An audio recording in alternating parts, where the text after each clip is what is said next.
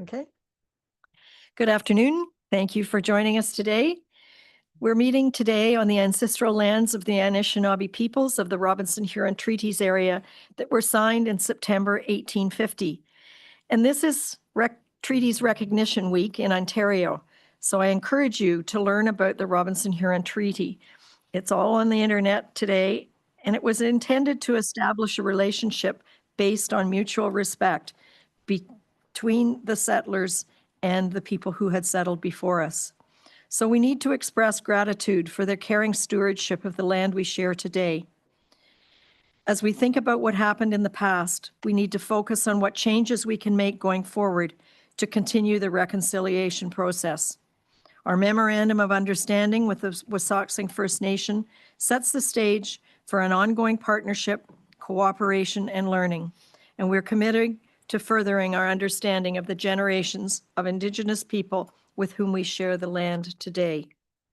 So I'd like to call the meeting to order and ask for an approval of the agenda with the addendum that you would have received after noon today. Everybody received that? Okay. And is there any disclosure of pecuniary interest or general nature thereof? Nope.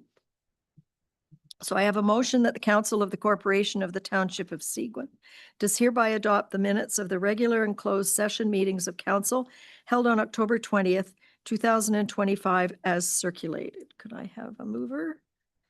A seconder? There we go. All in favor?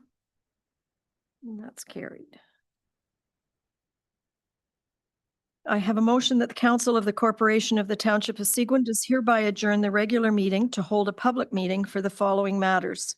Consent application numbers B 2025-0021, 22, 23, 24-C for Clark and Manchee, and zoning bylaw amendment application number R 2025-0016-H for Green, and consent application number B 2025-0019-C for Con. Could I have a mover, please? Terry? Ted? All in favor? Thank you. Council will now hold public meetings for proposed consent and zoning bylaw amendment applications. In accordance with the Planning Act, Council will consider all matters placed before it prior to granting a consent or passing a zoning bylaw amendment. Anyone wishing to receive notice of a decision or notice of passing of a zoning bylaw amendment and who has not submitted such a request in writing should provide your full name and address to the clerk. No one other than the prescribed persons may appeal an application under the provisions of the Planning Act. If they do not make oral submissions at a public meeting or make written submissions to the Council of the Corporation of the Township of Seguin prior to the decision of Council, then the Ontario Land Tribunal may dismiss the appeal. The purpose of consent application numbers B 2025-0021, 22, 23, 24-C for Clark and Manchee is to permit 3 lot additions and 1 right-of-way. No new lots will be created. I now ask the clerk to state the method by which the notice of the meeting was provided and the dates on which that notice was provided. Notice of the public meeting was provided by posting the property on October 9th, posting on the Township of Seguin's website, and by regular mail on October 14th, 2025. Notice was therefore considered provided in accordance with requirements of the Planning Act. Has the township received any correspondence with respect to these applications? Correspondence has been received from Kim McMillan and Christopher Holmes on behalf of Andrea, John, and Nicole Sturck.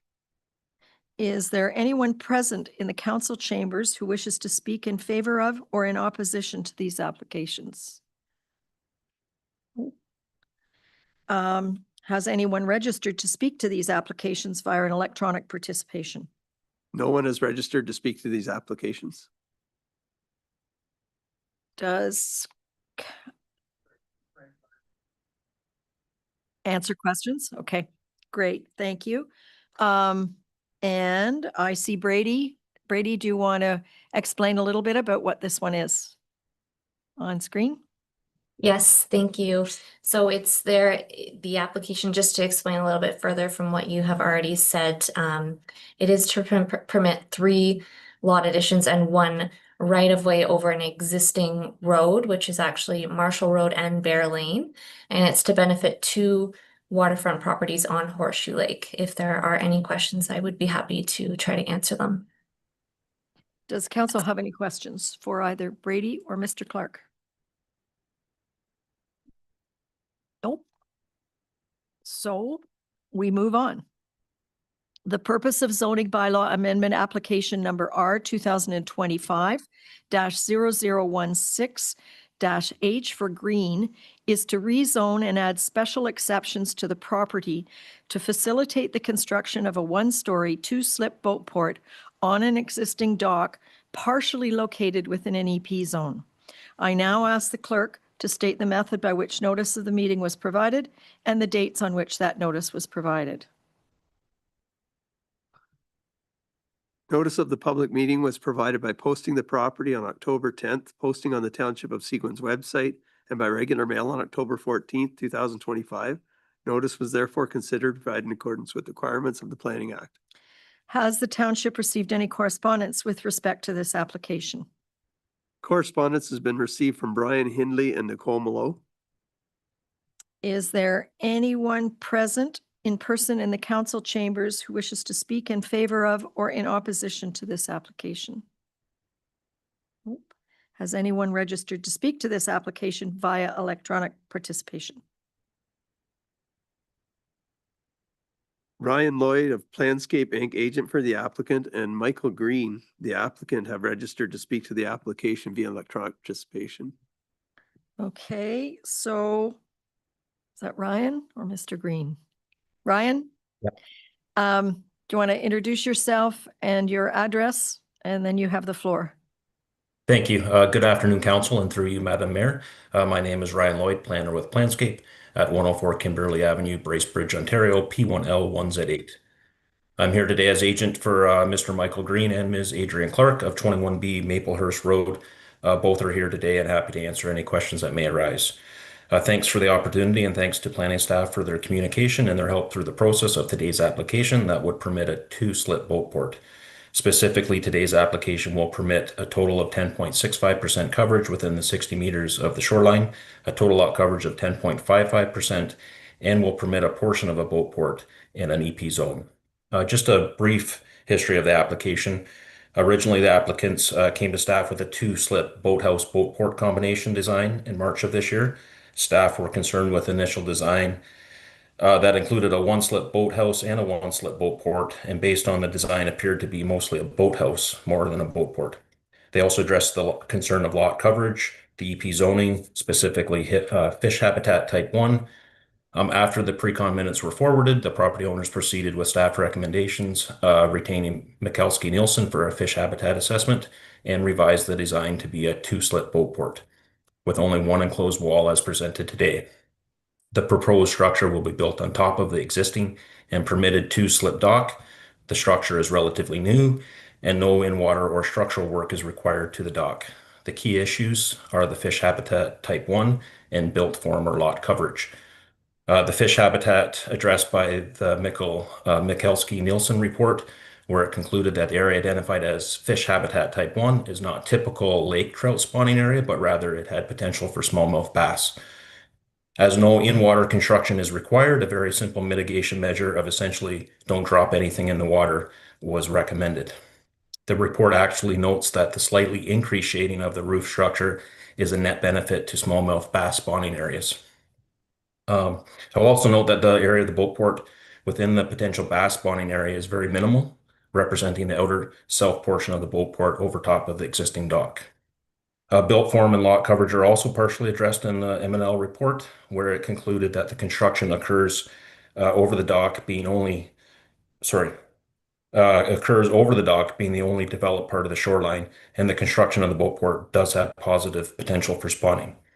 I'd also like to add that the boat port construction will be within one single shoreline development area in front of the existing cottage, and when looking directly at the shoreline, it will not visibly increase the impact of the built form.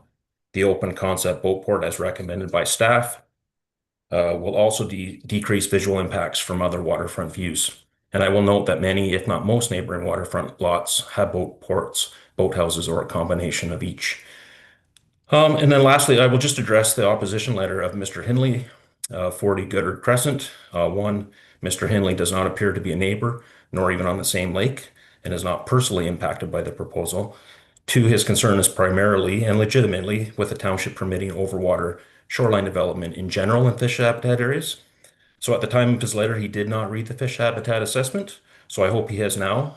And I will just reiterate, this is a small portion of boat port and EP over the already existing and permitted dock. Mr. Nielsen concluded in his report that the increased shading is actually a positive gain and no in-water construction will occur. I'm happy to take any questions. Does council have any questions? Councillor Finson.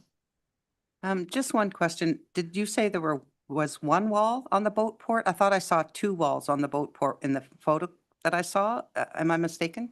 Just the back wall. So there's no sidewalls? Correct. Okay, thank you. Any other questions for either Ryan or Mr. Green? Oh, okay. Mr. Green, do you want to speak to the request?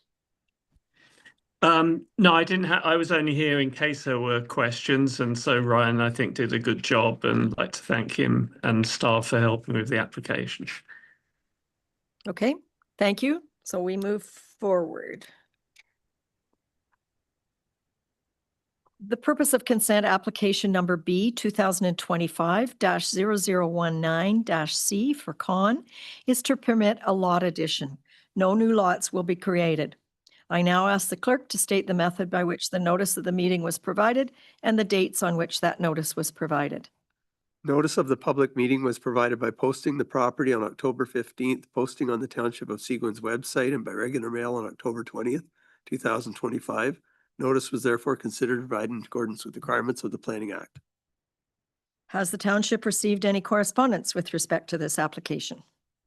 No correspondence has been received. Is there anyone present in person in the council chambers who wishes to speak in favor of or in opposition to this application? No. Has anyone registered to speak to this application via electronic participation? Ethan Bonard of GSAI agent for the applicant has registered to speak to the application via electronic participation. Good afternoon, Ethan. You have the floor. Hello, I'm just here. My name's Ethan. I'm a planner with GSAI representing the landowner Joan Con. I've just registered simply to ask or answer any questions that councilor members of the public may have. So happy to answer any should they come up. Thank you. Does council have any questions? Councillor Collins. I've read the report over thoroughly, and I'm content. This is in my ward, by the way, and I'm content with what I read and what I see, and I have no problems voting for this, moving it forward. Thank you. Thank you. Anyone else? Thank you. Council will now close the public meeting and reconvene the regular meeting. I have a motion that the public meeting held for the following matters is hereby closed and the regular meeting is hereby reconvened. Could I have a mover? Ken and Mario. All in favor? And we move on to the second part of the Con application. We have a motion that the Council of the Corporation of the Township of Seguin does hereby grant provisional approval to consent application number B 2025-0019-C for Con, subject to the conditions set out in the decision. Could I have a mover? Ted and Terry. All in favor? Thank you. And that is passed. Thank you very much. We move on to Shore. So the applications for Clark and Manchee and for Green were for information only, and they will come back to council with a staff recommendation based on what was heard today. So thank you for coming. Got a short road allowance. Yeah, it's just the report and direction. Oh, okay. That's good. No skid. Okay, so we move on to the shore road allowance applications, and I believe Taylor is here to explain what this is. It's really for explanation. Over to you, Taylor. Thank you, Worship. This is a direction report to proceed with stopping up and closing and commencing on the paperwork and surveys for a shore road allowance closure application. This one did require a little bit of back and forth to ensure something or compromise between neighbors who were not interested in it. Long story short, if you look on page 176 of your agenda package, you'll see a part 3, and it's on a peninsula. That will be a no development zone essentially, and that'll be registered on title. Rationale for that is it is a point of land which is somewhat in front of the neighboring property owners. And there'll also be a right-of-way given over top of an existing driveway on the part 4. Staff believe this is a reasonable compromise and allows the application to go forward without any major land use disputes. Thank you very much. Does council have any questions? Councillor Getty. I really don't have a question, Mayor. I've actually had the opportunity to walk that property and to see what the application is, to have it pointed out the concerns of the neighbor. I think that the applicants are completely accommodating any concerns of the neighbor, and I completely support staff moving forward and letting this progress. Thank you. Thank you very much. Any other questions? Taylor, as our Director of Planning, thank you for helping get a creative solution that keeps neighbors friendly and gets their way. So thank you. We move on. This will come back, correct, for action? Yes, Your Worship. Melissa Profit does most of the heavy work on these applications. So once this will come back at a later point. On these contentious ones, we like to get council involved early. So that way they don't go out, get a surveyor and spend all the money, find it out that it might hit a brick wall later down the road. Thank you. That makes it easy for us to understand. Thank you very much. I believe we move on now to the delegations. And I think, Dominique, are you going to introduce our visitors? Yes, Over to good you. afternoon. Good afternoon, Mayor and Council. The report coming with the presentation provides an update on the Rosso Memorial Hall revitalization project. So the schematic design is complete, which you will shortly see. And we've received the Class D cost estimate, which is attached to the report. Archaeological assessments are complete with no findings, and septic testing is underway. So with these developments, we seek council's approval to proceed with the next steps while we look into additional funding opportunities and launching a naming rights fundraising campaign. So Kurt Kraler and Shelley Ludman from ERA Architects are here today to present their schematic design and to answer any questions on their work so far. So I will pass it over to them. Thank you, Dominique, and welcome, ERA. We're anxious to see your design. So you have the floor. Wonderful. Thank you. Thanks, Dominique, for the introduction. Thank you, Mayor McDermott and Council for having us here today. So as Dominique mentioned, my name is Shelley Ludman. I'm joined by my colleague, Kurt Kraler, and we're here today to provide you with an update on the design work for the revitalization of Rosso Memorial Hall. So Kurt and I are both architects. Sorry, Kurt, if you can advance the next slide, please. Kurt and I are both architects with ERA, and we are a multidisciplinary architectural practice based in Toronto. We're the same firm and in part the same team who worked on the master plan report for this building a few years back, and we're excited to be back here speaking with you again today. At ERA, as you may remember, we specialize in heritage conservation and are known as national leaders in transformative adaptive reuse and conservation through reactivation. Next slide, please.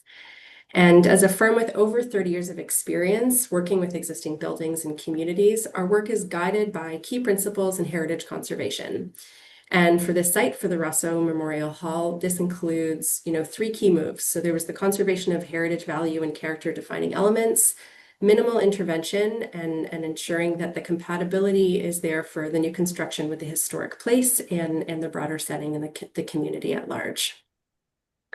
So for today's presentation, as I mentioned, we'll sort of focus on a project update, and we wanted to include a timeline to give you a sense of, where we're coming from, which is kind of April of this year, where we're at right now, somehow November already, and where we're going. So we're currently nearing the end of the schematic design phase, with kickoff of design development sort of scheduled for December, early December. The target building permit submission date is the end of January, and we've been working with building department to kind of ensure that that runs as smoothly as possible. And then following the receipt of the building permit, the project will be tendered, and a selected contractor will put forward a proposed construction schedule. And so to date, in terms of the fundraising timeline that we've kind of included here at the bottom of the slide, you can see that 1.9 million has already been raised for the project. And as Dominique mentioned, there's plans to fund the remaining amount through donations and grant funding. So in August of 2025, August 8th, we held an open house to solicit feedback from community members, and 2 design options were presented at the time, which we received the following comments. There was a preference for an interior feature wall highlighting the enclosed north stone facade. There was a desire to minimize the impact to the north window openings and donated windows. There was also a preference for a modern material palette that would help distinguish the new addition from the historic building. And finally, there was a request for glazing that would provide natural light and views to the enclosed stone wall within the new addition. We also received further clarification on the library and historical society functions, making them both more flexible for a wider range of uses. So following the open house, we consolidated both of those designs into one design to address many of those comments that were received. And that design was then submitted for building code review and Class D costing. So before Kurt walks you through the floor plans, we just wanted to provide a high-level overview of the confirmed program elements and associated improvements. So we'll kind of run through a series of slides corresponding to each of the main program elements. So first is the main hall. And the proposed scope for the main hall includes improved lighting, new AV equipment, and a fresh coat of paint. And on the exterior, there will be some select stone repairs and repointing, as well as extensive repair work to the entry stairs as part of the scope. Then moving on to the library, as we all know, the library is one of the key user groups in the building currently.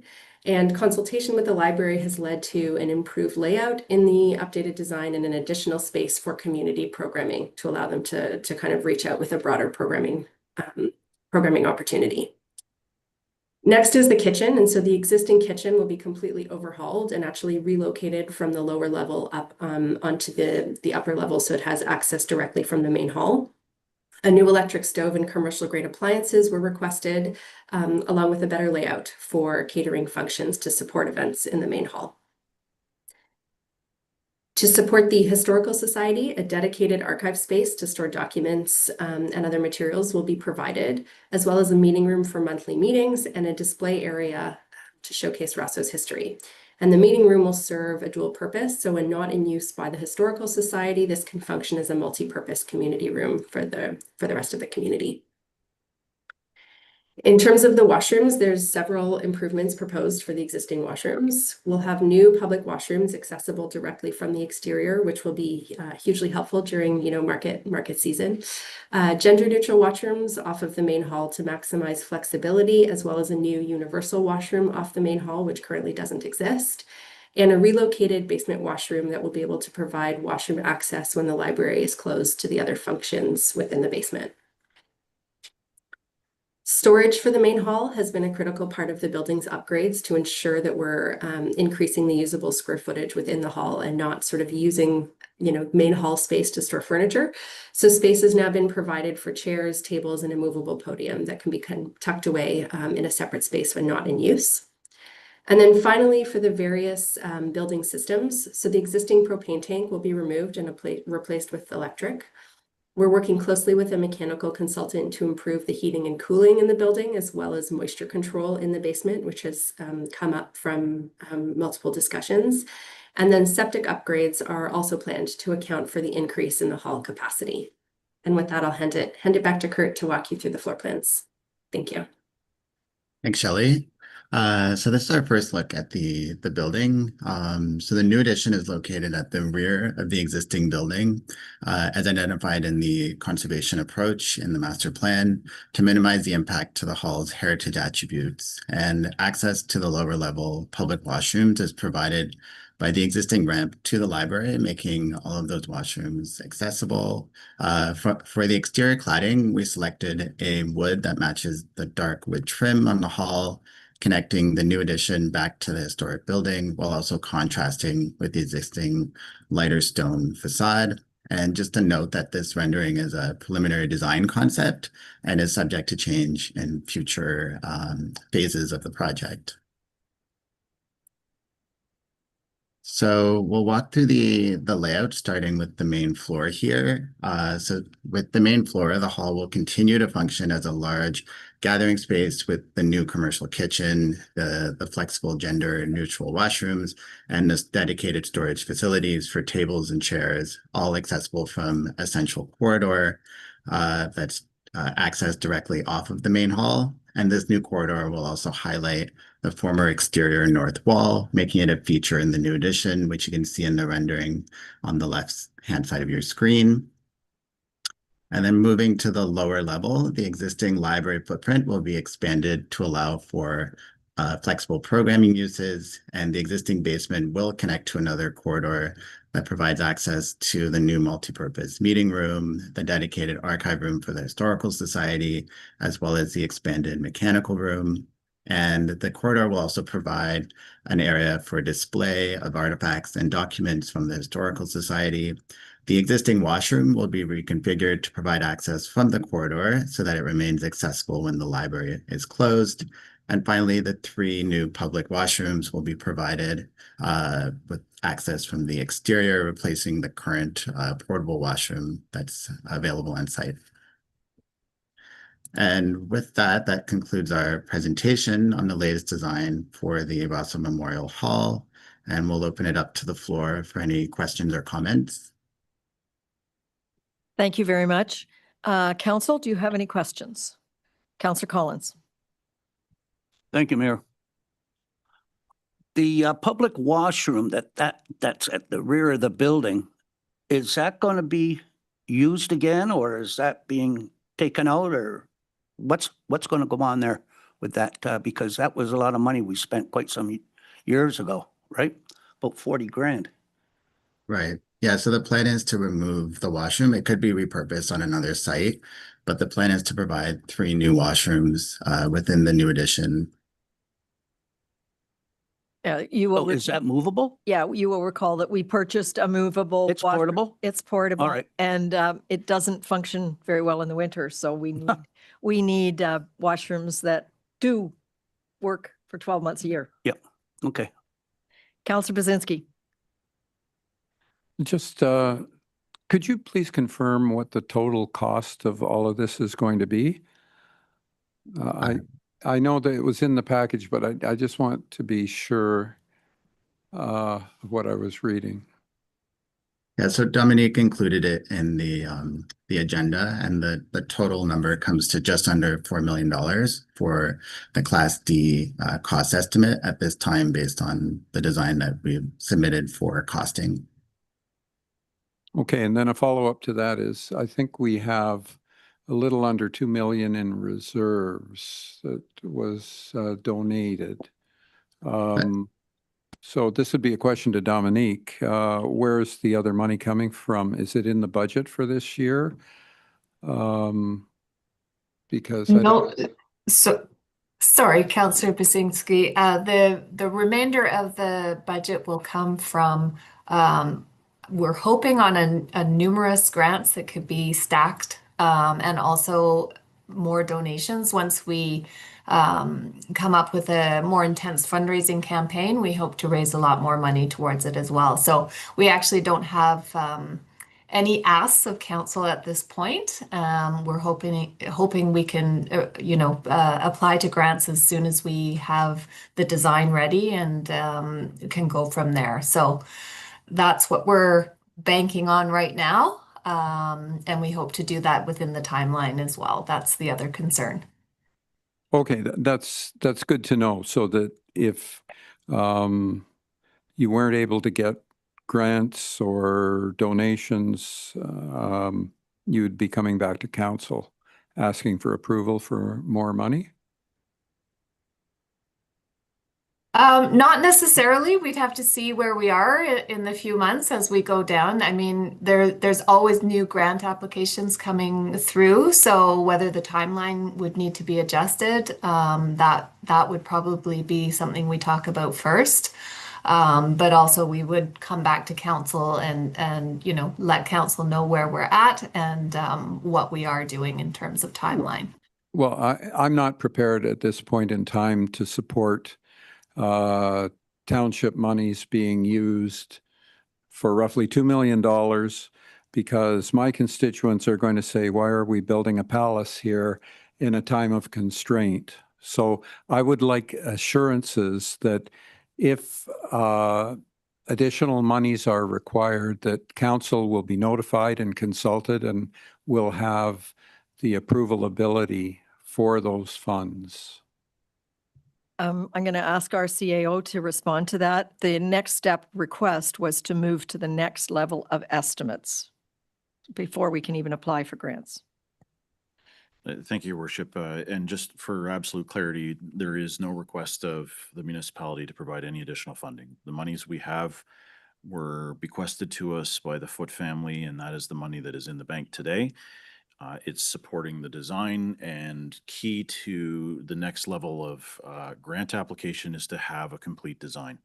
You need to be shovel ready in most instances with most grants. This allows us to move to that phase where we are shovel ready and we can start to apply for new grant funding. Of course, with any grant application, not with any, but with most, it requires a resolution of council. Council will be engaged through this entire process as we move through the various phases. But again, just for absolute clarity, there is no request for additional funds. We're not asking the taxpayers to pick up the tab on anything at this point in time, and we have no plans of doing that in the future either. And before I take more questions, I'm just going to read the motion because some of that is clarified.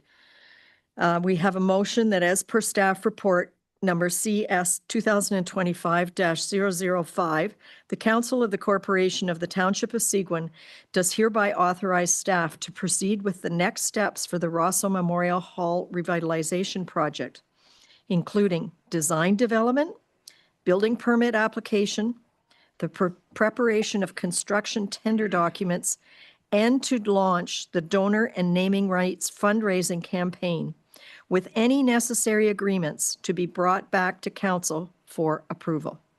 Could I have a motion to put that on the table? Councillor Finson and Terry. And I saw some other hands up. So Councillor Fellner and then Councillor. Thank you, Mayor. So to Councillor Collins' point, the seasonal, I guess, washrooms that we installed for the purposes of supplying public washrooms to the town for the summer season in lieu of the portable toilets. So, I mean, I have a concern here that we had an issue 2 or 3 years ago with whether or not we could engineer more capacity on the site, which would allow an increased fixture count. So, and I see that you've got place marked in your first proposal, 100,000 for septic upgrades, but are we not a bit premature at this point until we know exactly what we can service on this existing parcel of property? I believe, oh, Kurt, I'll let you answer, but I believe that's already been addressed by our sub-consultant.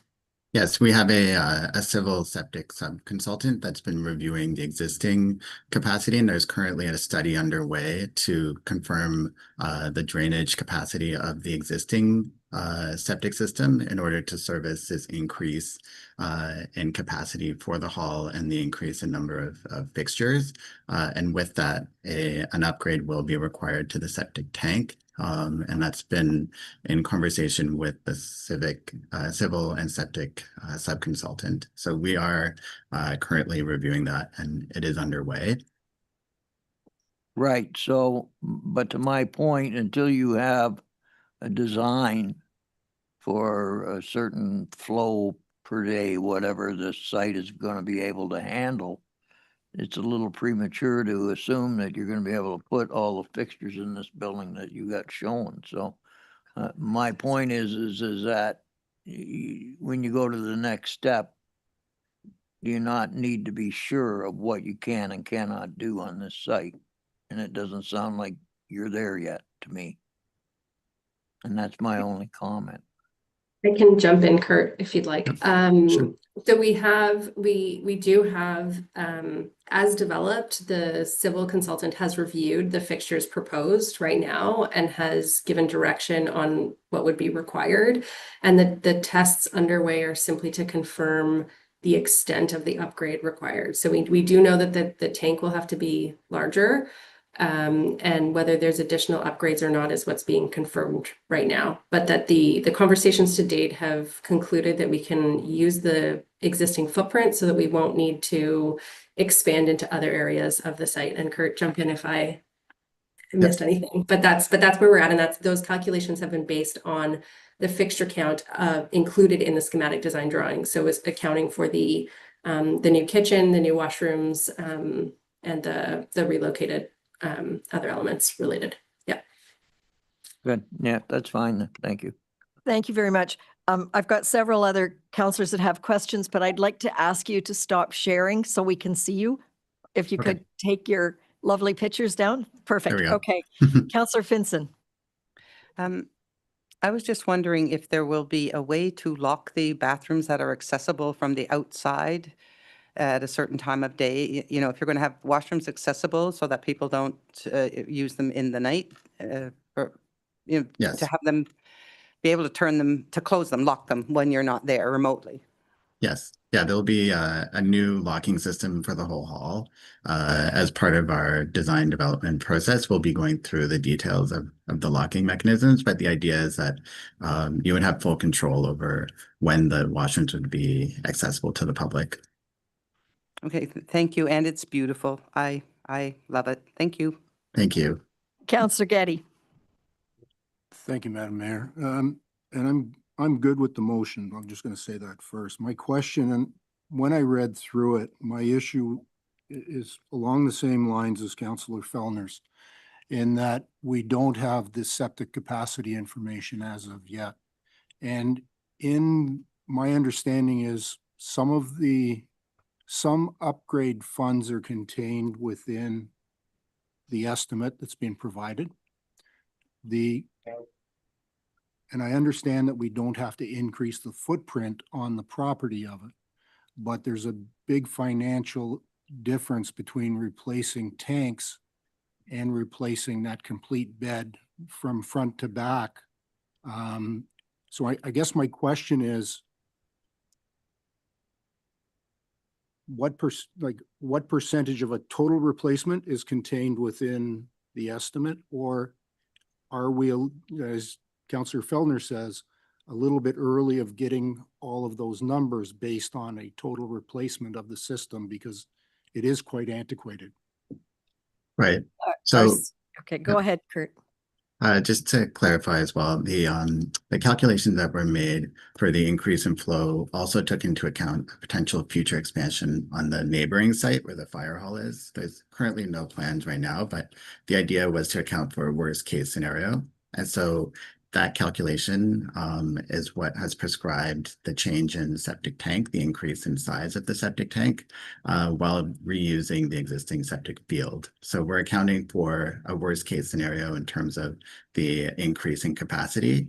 And we're confirming the percolation rates of the existing septic system to make sure that it accounts for the assumptions that have been made for those calculations. So we're confident that that the existing septic field, the size, will be able to meet the increase in capacity. It's just the septic tank that may require a replacement. And that's been accounted for in the Class D costing. Okay, I'm going to hand it over to our CAO for a second to reply to some of that. Thank you, Your Worship. I'll just share with council, we're at a schematic design level and a Class D cost estimate. This will be refined as they move into detailed design, where the engineering is done to refine the scope, refine the calculations, whether it's about flow or the fabrics that will be used within the construction, and that'll relate to the Class C, the Class B, and ultimately the Class A. So we are talking about some pretty fine details which will come in the process in the coming months as we creep towards tender documents and a full design. Good, thank you. Councillor Collins. Thank you, Mayor. I would just I would like to know what company did you hire for the septic report? Is it local? So T.Y. Lin was the sub-consultant, Eric Murphy from T.Y. Lin. So they've been providing the sub-consultant services. They're based out of the GTA here in Toronto. That's what I thought. You have No, but sorry, just to jump in, Dominique, can you confirm who's been on site doing the tests? Because I know that company is local. Yes, is more local, and we did actually ask a very local companies to be able to do the septic testing. They weren't able to do it, so the people we're using are still local in the general Muskoka region, but are local to Parry Sound. We're not able to do the percolation tests. So, but the actual sub-consultant is Toronto based. So are you handling that, Dominique, or is the group here handling it?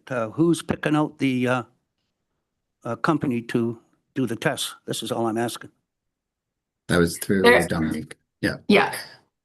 They don't have one yet. Who is it, yes, Dominique? it should be completed within the next couple of weeks, and we should but have who's all the company? results. Who's the company you're talking to?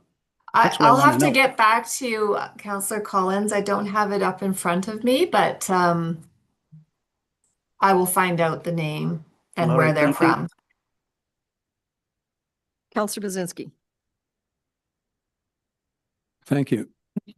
Just a point in terms of not just the performance of the septic system, but my understanding, and I stand to be corrected, but in the village of Rosso, there are a lot of dug wells as opposed to drilled wells. So they're taking water not from deep sources.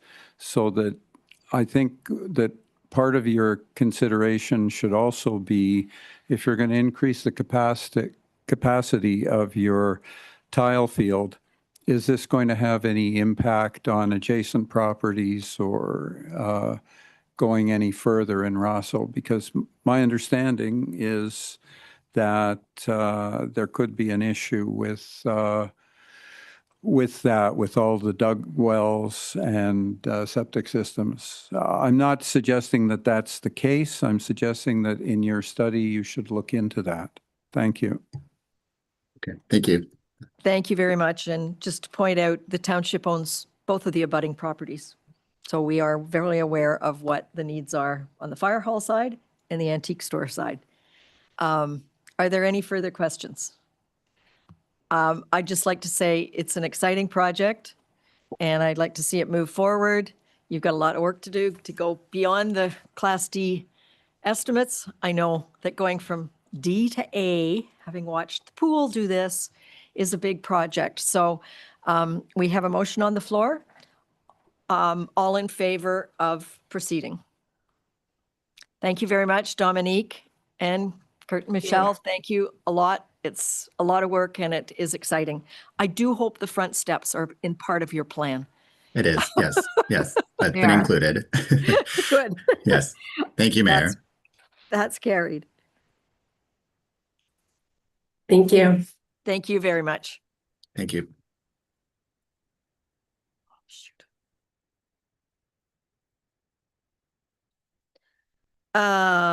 You have a very comprehensive, oops, no, we're on Ellen Walker. You're welcome. Thank you very much. You're going to update us on what's happening with the West Parry Sound Ontario Health Team. So welcome, Ellen. Over to you. You have the floor. Thank you so much. I'm going to share my screen. So if you wouldn't mind just letting me know when you can see it, that would be great. Okay. We can see it right now. Good stuff. Okay. So I'll just start by saying my name is Ellen Walker. I am the Executive Director for the West Parry Sound Ontario Health Team. And I officially stepped into this role just about a year ago. But that I have been involved in the development of this Ontario Health Team for years and helping out sort of through various stages of the application process. And, this year has been an absolute whirlwind, but in the best possible way. And it's been amazing to hear the energy and the passion from our healthcare teams and community members, many of whom, myself included, have been really kind of pushing for change and transformation while balancing everything else on their plates. And so getting the chance to lead this work alongside such a dedicated group of healthcare leaders has honestly, it's been the privilege of a lifetime. And I don't say that lightly. So I've been working in healthcare here in Parry Sound for over 10 years now. And in that time, I've had the chance to work with many of you who are sitting here in the chambers. And through all of it, one thing that has really stood out to me is that this community knows how to come together. Whether it's through health and social service organizations building integrated programs together, or the vast number of volunteers who've, stepped up during some really difficult times. The dedication in this community is incredible, and it's part of the everyday work that we do in healthcare. And so I think that one thing that the community shows us is that it shows up time and time again for each other, and seeing that commitment and drive to make things better has been just really inspiring over the last year. And so leading the transformation with all of you is an incredible honor, and I'm genuinely just so excited to be here today and to answer any questions that you have. My goal here today is to speak really at a very high level of what we're doing, and then to take any questions. But I think that we have a real opportunity to shape the future of healthcare in a way that reflects the actual needs and the strengths of our local communities. And I think it's a really, really exciting thing. So beyond the work, Seguin is also home for me. I'm very grateful every day I get to live and work and play across, there's 6,000 square kilometers that make up West Parry Sound, from Moose Deer Point all the way up to Port Loring, and everywhere in between. So my husband and I are raising our 2 daughters here, and I get to walk my dog on the Humber Trails every morning. I attend pancake breakfasts before the sled dog mail run, and I am a community member. And so when, we think about, where my family is rooted and where I get to enjoy everything, as part of these vibrant communities I have to offer, I really hope to be able to contribute to the wellness of the region in this position. So thank you so much for having me. And I'll just, kind of hop right in here. So why does the West Parry Sound Ontario Health Team exist? So what is our heartbeat? And Simon Sinek, whose work many of you may know through his book, Start With Why, it reminds us that, great leaders and organizations inspire action, not by explaining the what we do or the how we do it. For accountability, obviously, we're doing that as well, but by clearly communicating the why they exist. So that why is really the heartbeat, and it's the driving force and the foundation that sort of sustains that meaningful action. And so at its core, the West Parry Sound Ontario Health Team exists to build a healthier, more connected, and more equitable West Parry Sound community. And so this isn't just a vision statement on paper. It is a call to action, and it's a declaration really of our commitment to the people that we care for the colleagues that we work alongside, and the future that we're determined to shape together. So our why, it's deeply rooted in the realities of this community. And so I think a lot of the times when I sort of describe the Westbury Sound Ontario Health Team, I like to say, we are not the South, and we are not Sudbury, and we're not even Muskoka. We are Westbury Sound, and we're different. And I think that this belief is grounded in decades of shared experiences and strong relationships and a proven track record of success. And all of that is rooted in, I guess it's sort of like one essential truth, in that we know our communities best. And so the reality is that our healthcare system is struggling, and we have a lot of incredible pieces that we're building on, but far too often patients feel lost in a fragmented system, and caregivers who are looking after loved ones at home are feeling overwhelmed, and providers are stretched thin. But I think that where I see this as a real opportunity with the Ontario Health Team is that I think that there's extraordinary potential. And I think that there's a common belief within the system, within our healthcare system in Westbury Sound, that there is extraordinary potential.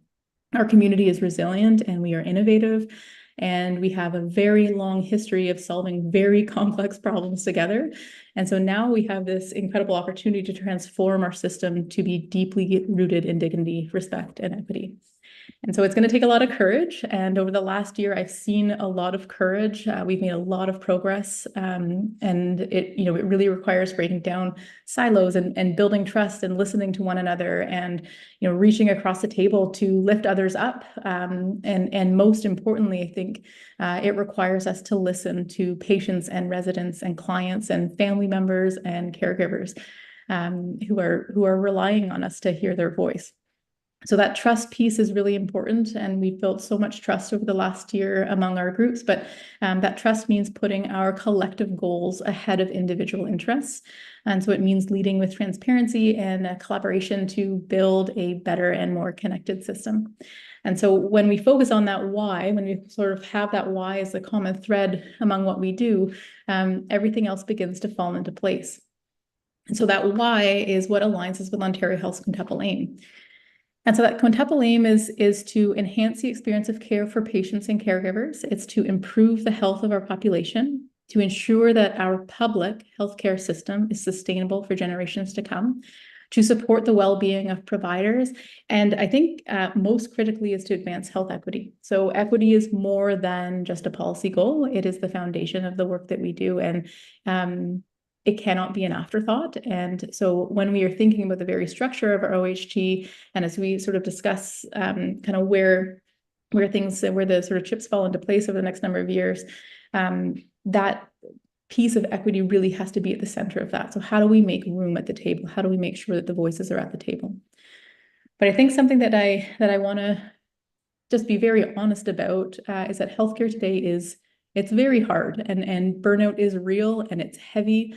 And our healthcare providers, it can feel impossible to find the energy to reconnect with our passion, let alone a purpose. And yet I think that that is part of why this collective why means more now than it has in the past, and has really provided a lot of strength for all of us to come together to move forward. So I have been doing this exercise with a number of groups over the last year, and I'd like you to do it with me now as well. I want you to imagine a future with me for a moment where, no patient in Westbury Sound ever has to retell their story because our system works as one. And, where no caregiver at home looking after a loved one ever feels alone because they know that the support is always within reach. And this is a new one for a lot of folks, especially for providers. But I think that, what if providers feel valued, not just for the care that they're providing, but also as individuals whose well-being is also a priority?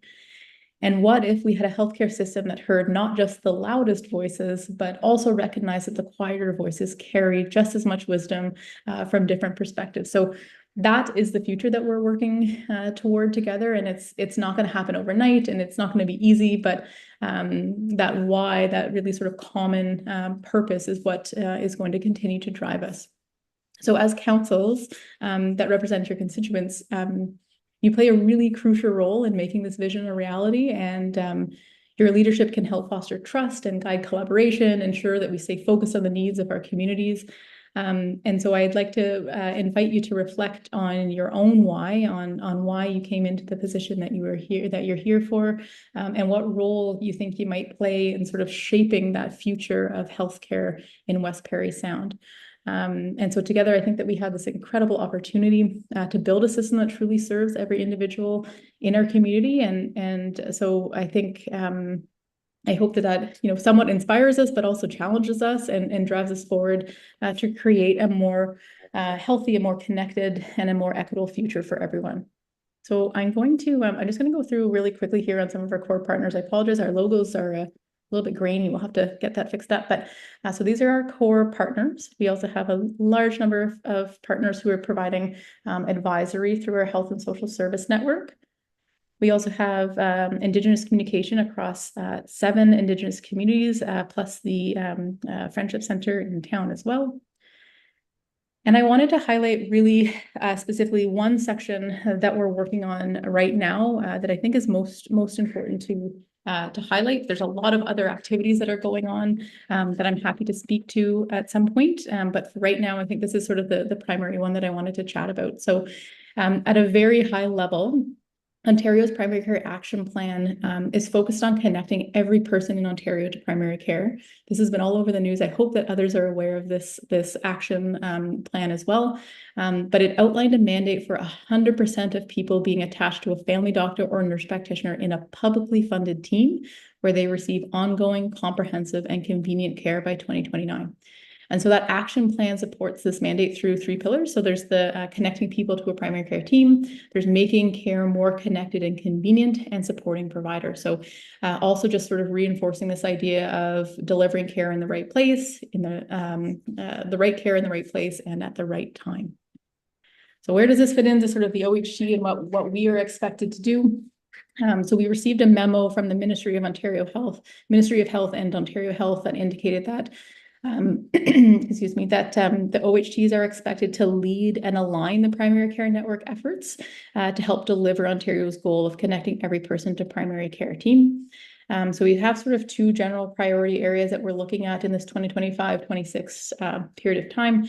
Priority number 1 is around access, attachment, and enablement. So that includes coordinating submissions for new and expanded interprofessional primary care teams. We have our first deadline on that is coming up in the next 2 weeks.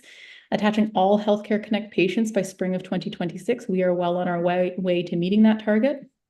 Developing a plan for a 100% attachment by 2029, and providing clinical care and navigation support for unattached patients. And I'll speak to that in just a moment, but we have an attachment clinic, primary care attachment clinic that is launching, actually launched today, but we'll be launching more fully over the next week. We're also looking at advancing some digital pieces of that and increasing cancer screening participation for unattached patients as well as attached patients. And then our second area that we're looking at here that we've begun some of the work on is around COPD care pathways, so through chronic obstructive pulmonary disease, and also looking at alternative level of care action plans as well. So I'm going to just share a video here. And is everyone able to hear me okay? Yep, you're coming through just fine. Thank you. Excellent. So I'm going to play this video. I'm going to pause it at about 3 seconds in. If you can't hear it, please let me know because there is sound around it as well.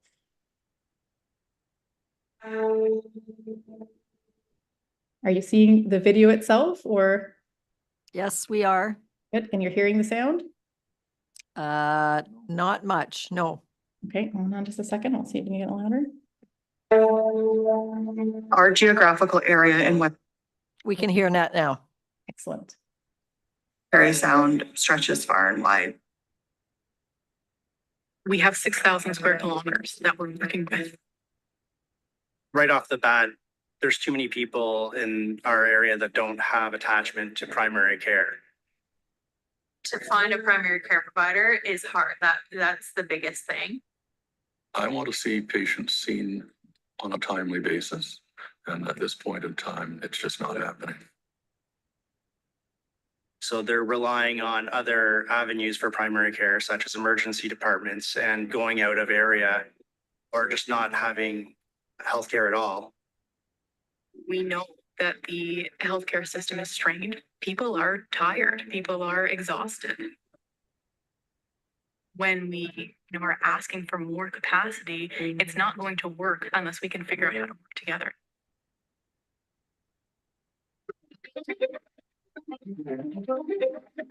The Ontario Health Team was put together to provide attachment and access for all patients in the province, as well as provide timely care. As part of the work the Ontario Health Team is doing, there's a local primary care network that is currently in its infancy stages here in Parry Sound.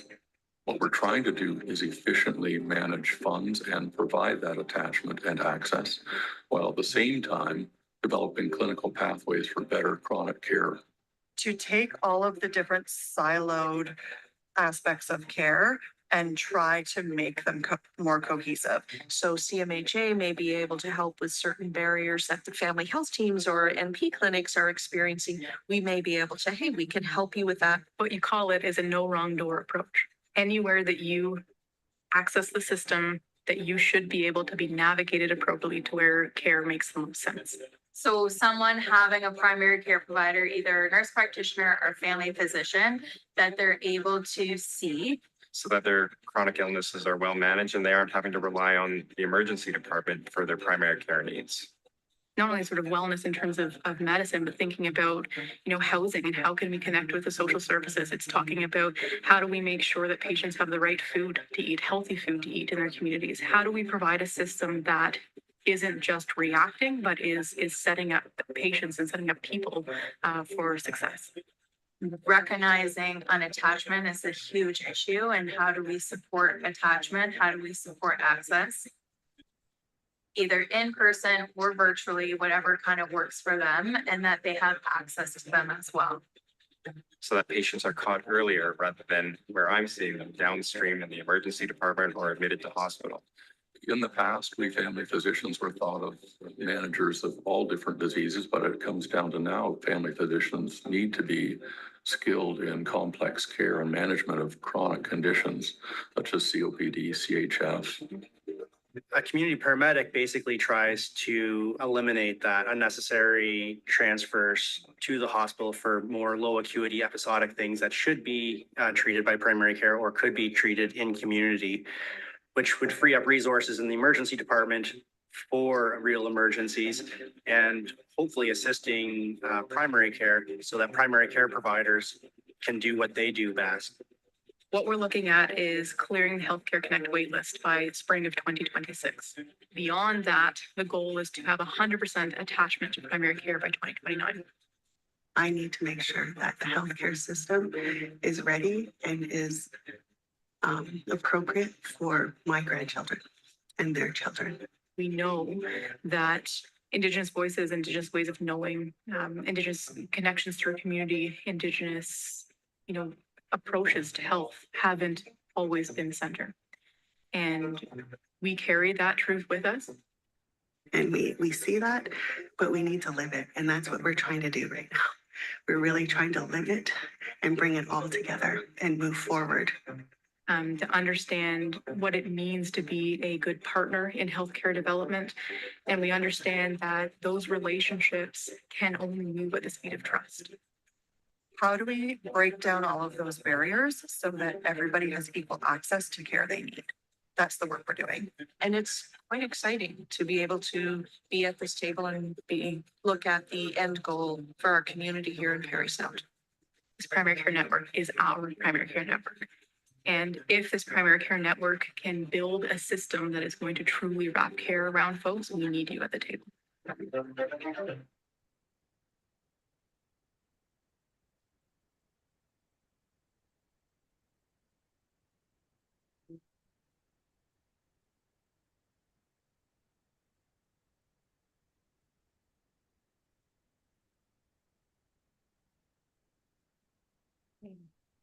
So we have a community event that's happening tonight at the Humphrey Community Center. There will be many more.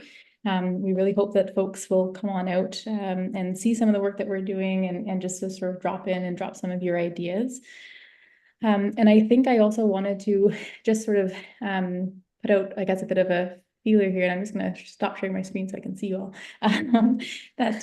Just around the idea that that I think that municipalities have a real, or township has a real sort of piece in this, and that you work very closely with your constituents, and that I think there's a place within the health and social service network to have representation from the municipality if there's interest, and certainly to have sort of future discussions on how we might fit in to have some of that feedback loop.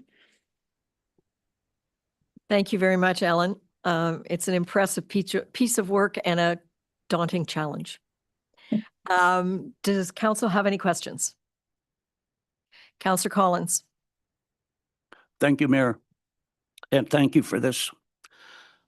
I never had a chance, I should say, to see who you're hooked up with in the area. And I'm on the board for the district, DSAB. Are you tied up with DSAB? Are they one of your partners?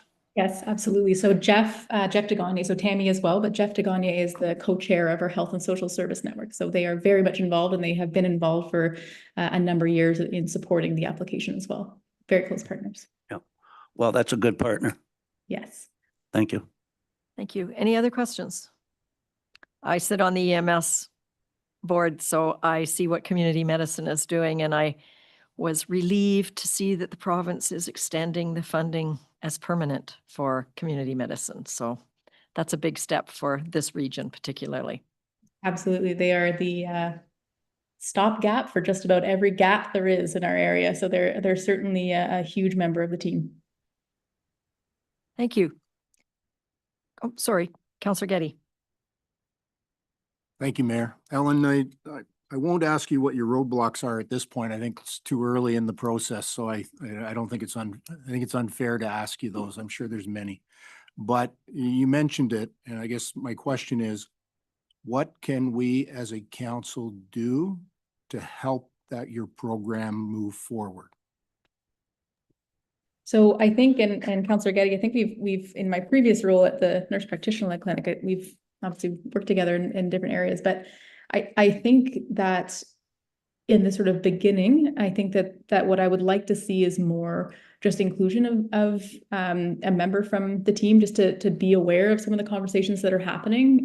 One of the wonderful things about this Health and Social Service Network, and this is a long-standing committee that we've just transitioned into an advisory for the Ontario Health Team, but is there's really kind of organic conversations that happen where you sort of can learn about what gaps are there, and then other organizations can say, hold on a second, we can help with that gap.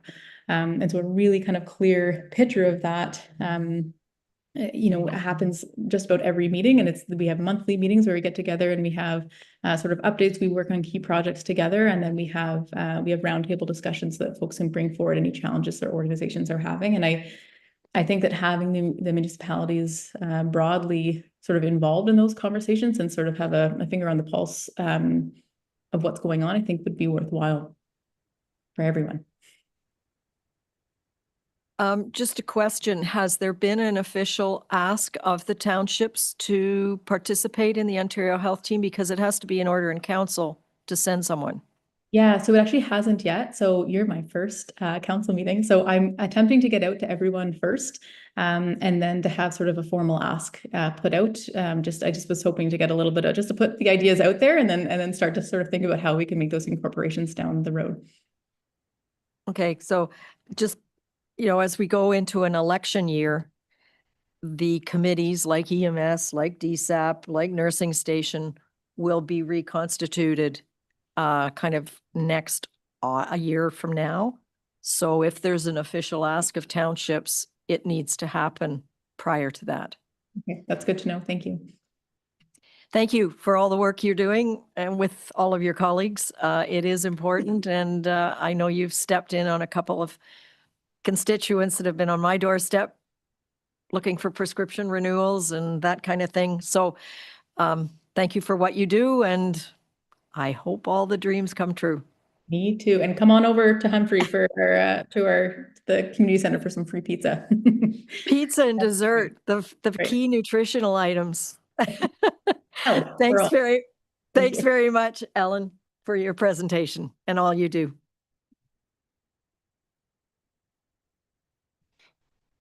I have a motion that the Council of the Corporation of the Township of Seguin does hereby receive the staff reports as presented on the agenda for the November 3rd, 2025 meeting of council. Could I have a mover? Gail? Seconder? Craig? All in favor? Thank you. And I will turn it over to Valerie Yankovic. The reports are comprehensive. So do you want to take us through it and tell us what you would like us to do as a result of them? Hi, Mayor McDermott and Council. So this report summarizes staff progress to date in advancing engagement in our community. The plans were created to complement the community engagement strategy that Council adopted earlier this year and speaks to the unique challenges and opportunities to engage with the key demographics of youth and seniors. So the plans summarize some of the very successful tactics the township has used to date that data supports we ought to continue and enhance, as well as tactics that we might consider adopting in the future to help achieve some key strategic priorities as they relate to community engagement, community prosperity, and well-being. So these plans are for Council to please review and consider for adoption on November the 17th. Councillor Getty. Thank you, Mayor. Thanks, Valerie, for the report. I'm a fan. I really liked the idea or the concept of the Seniors Advisory Committee, as well as the integration of programs with youth and seniors. What I didn't see in the report was almost a parallel to that with a youth advisory committee, which I would be in support of, or some form of a hybrid where you had youth and senior to give us a perspective right across both young and old. I think there's a benefit for each to educate and support each other. But also if we are looking to set up advisory committees, and again, I think we've talked about it in the past about a youth advisory committee a couple of years ago. I would like to see that included or considered it from a feasibility point of view, please. Mine too. Okay, thank you. Councillor Bazinski. Thank you. The reports were very well done. My daughter goes to a program called Mommy and Me, and that's for mothers with new children. And to me, the benefit of it is not just getting the kids out, the toddlers, but also to get community members together. So my daughters met numerous people in the general Humphrey area, and that's as much, it's a social thing. And I think Trestle Brewery had a program also for these new mothers. If they brought their kids in for lunch, they would get a reduced rate. So anyway, long and the short of it, Valerie, I'm thinking, it might be nice to look, because Mommy and Me, I didn't ask her who it is, but it's not the township that sponsors it. It's the Ontario government. So maybe Seguin could consider something along the same lines, because the Mommy and Me is in the Humphrey area, I guess, is Mondays, and unless it's canceled like it was today. It might be nice for the township to have a program, because you've got it going, from, I forget what, youths up into the high school age and so on. Might be nice to have, that earlier group too, because then you're going to get a group of people together. Like it's for socialization, I think, as much as anything. That's just my comment. Thank you. Councillor Collins. Yes. Whatever happened to early years? That is what Counselor Bazinski is referring to. So now it's called Mom and Child? No, it's called early years. Oh, It's early, yes. Funded by the Ontario government, and it happens on Monday, Tuesday, Wednesday, and Thursday in our 4. Oh, okay, yes. So some of the moms go to all 4 days a week. Yes, yep, yep. That's where, Same program. yep, that's where my wife and a lot of locals in Orville met, residents in Orville met, and that's why there's such a close relationship between wives and families in our area. So that was the beginning of it, believe it or not, back in the 90s. Anyways, good job, Valerie. Yeah, I think it's a great, and I would like us to see us link into the existing activities, not recreate new ones, because the early years, you can go 4 days a week.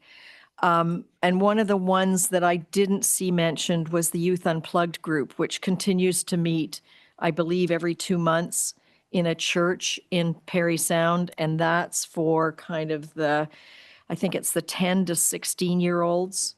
And I've given funds to it. Several of the parents are funding it now.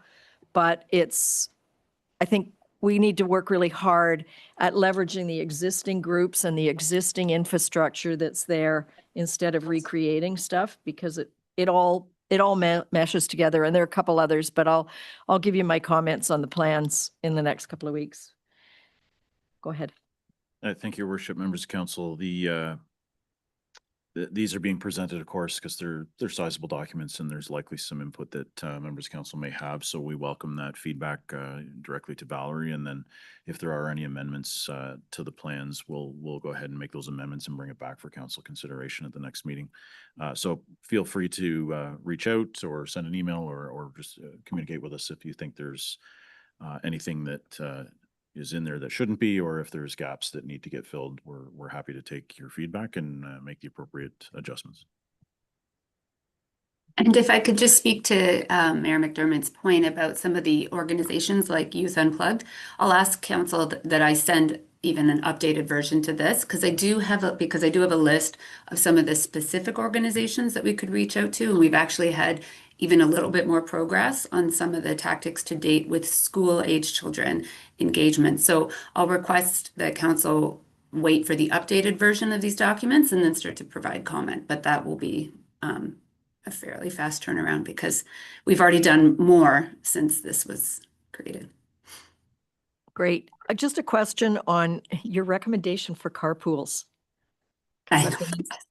Who pays for the insurance if there are community carpools? That's a very good question, and I did speak with our CAO about the complexity of the township leading such an initiative. So I really wanted to be clear that we would, if this was something we were to consider in the future, it would be in a support role or trying to do our best to break down barriers. But we understand as a township our limitations in terms of insurance, in terms of resources, in introducing a program. But it was a barrier that both demographics expressed in the engagement sessions that we would be remiss not to at least acknowledge. Okay, and I don't remember the year, but it was my first term of council. I do encourage you to read the region-wide transportation study that was done with Amalgan on transportation, both regular scheduled and unscheduled busing. It used to happen here.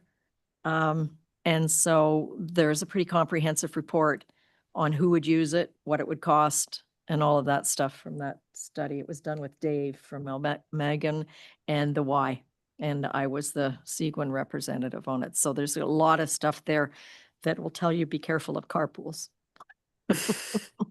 Noted. Thank you. Thank Okay. you. We move on to business.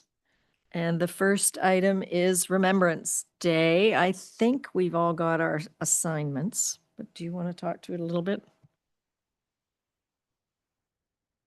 It's in the memo. It's pretty straightforward. I guess we should finalize, just to be sure, who's going to which ceremonies. So if you would do that for us now. Okay. So Some of them are, so some of them are on the Sunday, the 9th in church services, and some on the 11th. Foley. Okay, is Ken at the Otter Lake Church at 10 a.m. on the 9th. And I believe you need to pick up a wreath. Danny's got. Okay. Orville. Ted, and I said I'd attend as well, but that's on the 11th. So that's, yep, at 10 a.m. Well, 10:30-ish, I guess there's what they're saying. Humphrey is Greg at the school on Remembrance Day, and you've got your wreath. And Rosso is Gail and I. Yes, and 10:30 at the Rosso Memorial Yeah, Hall. okay, church service at the remote on the 9th. Councillor Bazinski and Fellner, are you available to attend any? Oh, okay, you're away? Maybe. On the Sunday, okay. Okay. I have a motion that the Council of the Corporation of the Township of Seguin does hereby authorize the following members of council to attend the Good Roads 2026 Annual Conference being held March 29th to April 1st, 2026 in Toronto, Ontario. Reimbursement of expenses will be as per township policy. Who would like to go? Gail? Councillor Finson? Who else? Yes, please. Councillor Getty.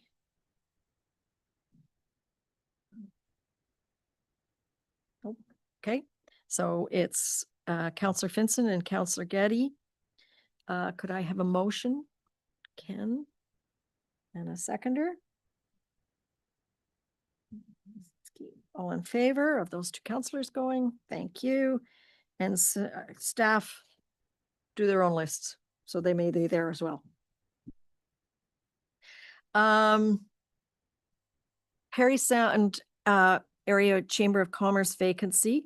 As he indicated verbally at the last meeting, Councillor Adams would like to step down, and I see that Craig has chatted with the Chamber of Commerce. It can be anybody.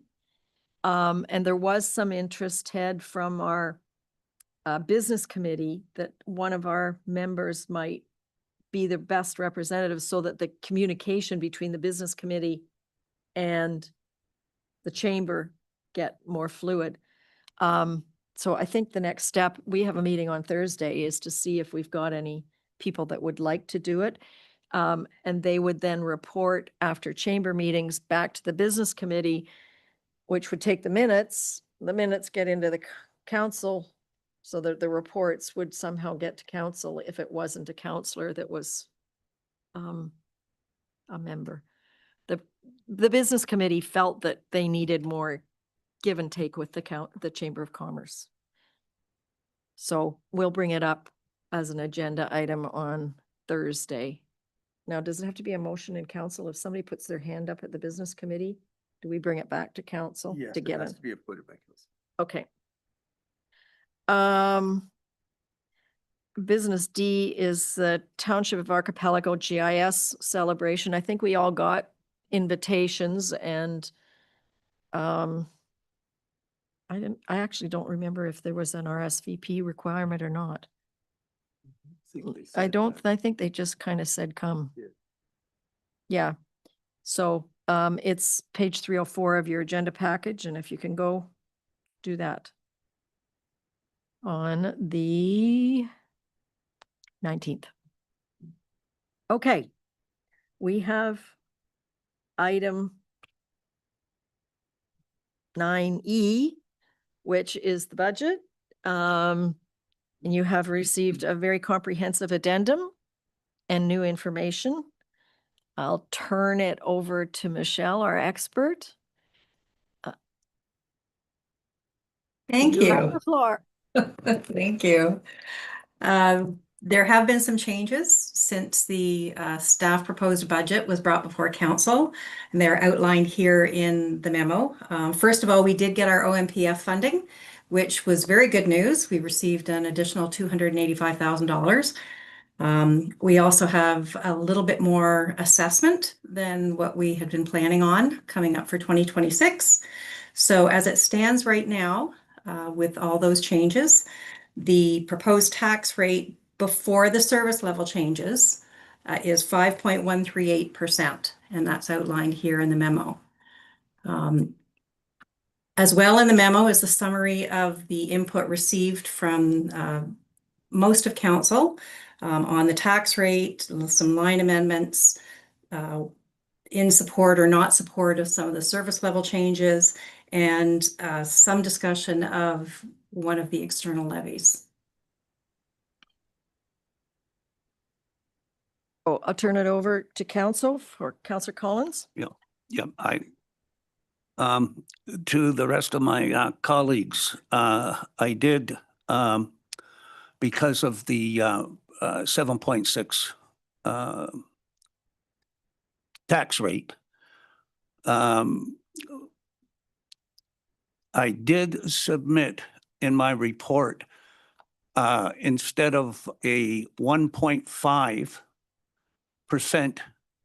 to approve a 1.5%, to reduce it to 1% to try and lower the taxes, property taxes.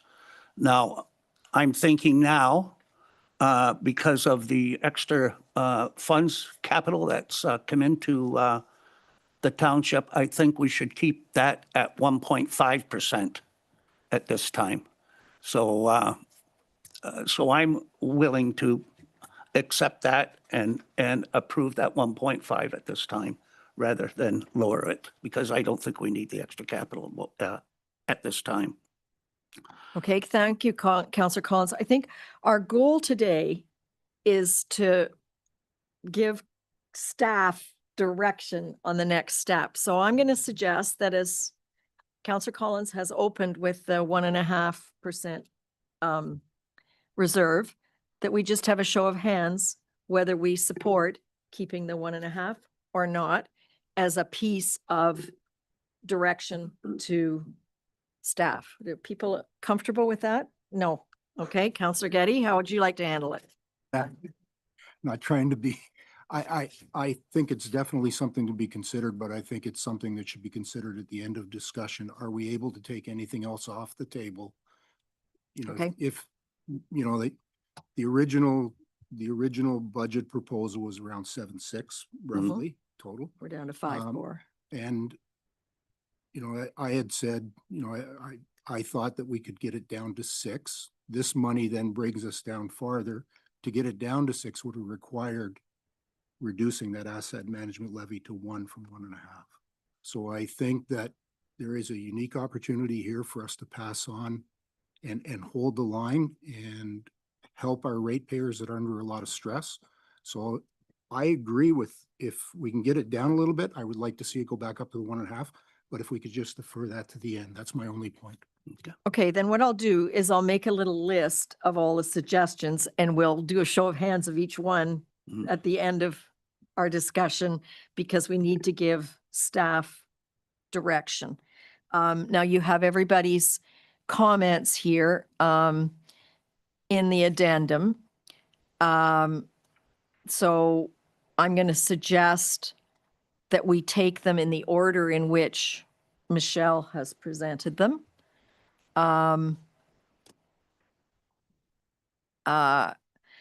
I had suggested a significant reduction in our contribution to the Stocky Center, which is 32.5 thousand. And Councillor Adams had also brought that up. And also on the museum on Tower Hill. I recognize that would kind of put us in the outs with our fellow townships. So I think we need to continue to communicate that we're willing to cooperate and contribute. But I did chat with Michelle a little earlier. we give this money with almost no obligation from the organizations to tell us how they're spending it. And so I'd like to somehow get in the minutes that, okay, we'll give you the money this year that you've asked for, but next year and going forward, we'd like a budget from the Stocky Center and an operating plan and the museum. What are you doing with our money? And why are you not breaking even at both institutions? But this year, leave those allocations as they are. But quite, how do I say, definitively tell them that we expect more information for these grants going forward. Councillor Adams. I just wanted to say that Nadine's going to be in shortly to give us a presentation or ask for the grant. So might be a time then to go through everything with her. But I think we need to make it an ongoing ask for that chunk of money. We need to know where it's going. Councillor Bazinski? Well, similarly, Belvedere Heights, I was on the board a while back, and I don't recollect them doing a full presentation for board members in terms of budget. Maybe Gail might be able to elaborate on that, but are we just assuming that that's the levy and that's it? Or should there not be a full and complete budget presentation so that we would be able to understand what's happening? Because as a board member, we should have the ability to kind of direct it if we don't like it, especially considering I don't believe the levy is fair, but I've always said that. Thank you. Unfortunately, that percentage was set by somebody other than any of us. However, do you want to respond to that? Well, the levy is the levy. There's nothing we can do about it. We have to pay the levy that we pay. But yes, you can get a budget on where the money goes. I can discuss that and make sure you get a breakdown of where everything goes. Well, yeah, because what I'm thinking is they should be doing the same thing as we do, present a draft budget and let it be open for discussion. Well, we have our Belvedere Heights meetings, and in those meetings, we discuss the things, but it's just like the DSAB, they don't report to you and ask you to approve that. They do their budget and it goes through. We don't get to tell them how to spend their money. They have their own business and we're just there as representatives of your council. But would it not be a sort of a transparent and accountable process for them to tell you all that? Like, the process is pretty transparent, and I will get that answer back to you and see what we can do to. I think it's true for all of us that sit on other boards. I mean, EMS, I gave Michelle a heads up before I went to the meeting, but I said, I don't think it's going to change. And it wasn't a draft for us to comment on, but as a board member on the EMS, we all looked at it and said, can we bring it down? Can we bring it down? And the arbitration by the Ontario government to pay paramedics settled at 9%. So we can't override that arbitration. So the EMS came in at 6.5 and cutting some services. So I think as each of us on the various boards, we need to communicate, but whatever. Councillor Collins? Yeah, Councillor Brzezinski. For an example, DSAB, which Gail and I are both on the board, they're looking at raising their budget 5%. And we don't see the budget until December the 11th. So, and there's really nothing we could do, but I've left that in our CAO's hands to make sure that things are looked at that level anyways. And correct me if I'm wrong, Michelle, if we didn't get an actual number like we got from EMS, you've put 5 and 11 for the OPP, you've put 5 in for everybody. So that is an assumption until the actuals come in. Mm-hmm. Anybody else? Oh, go ahead. Your Worship, I just wanted to share with Council that in light of legislative changes that affect the budget process, in light of even Council's direction over the last couple of years to start bringing the budget forward a little bit earlier. Over the last number of months, been engaging with many of the partners such as DSAB to suggest that,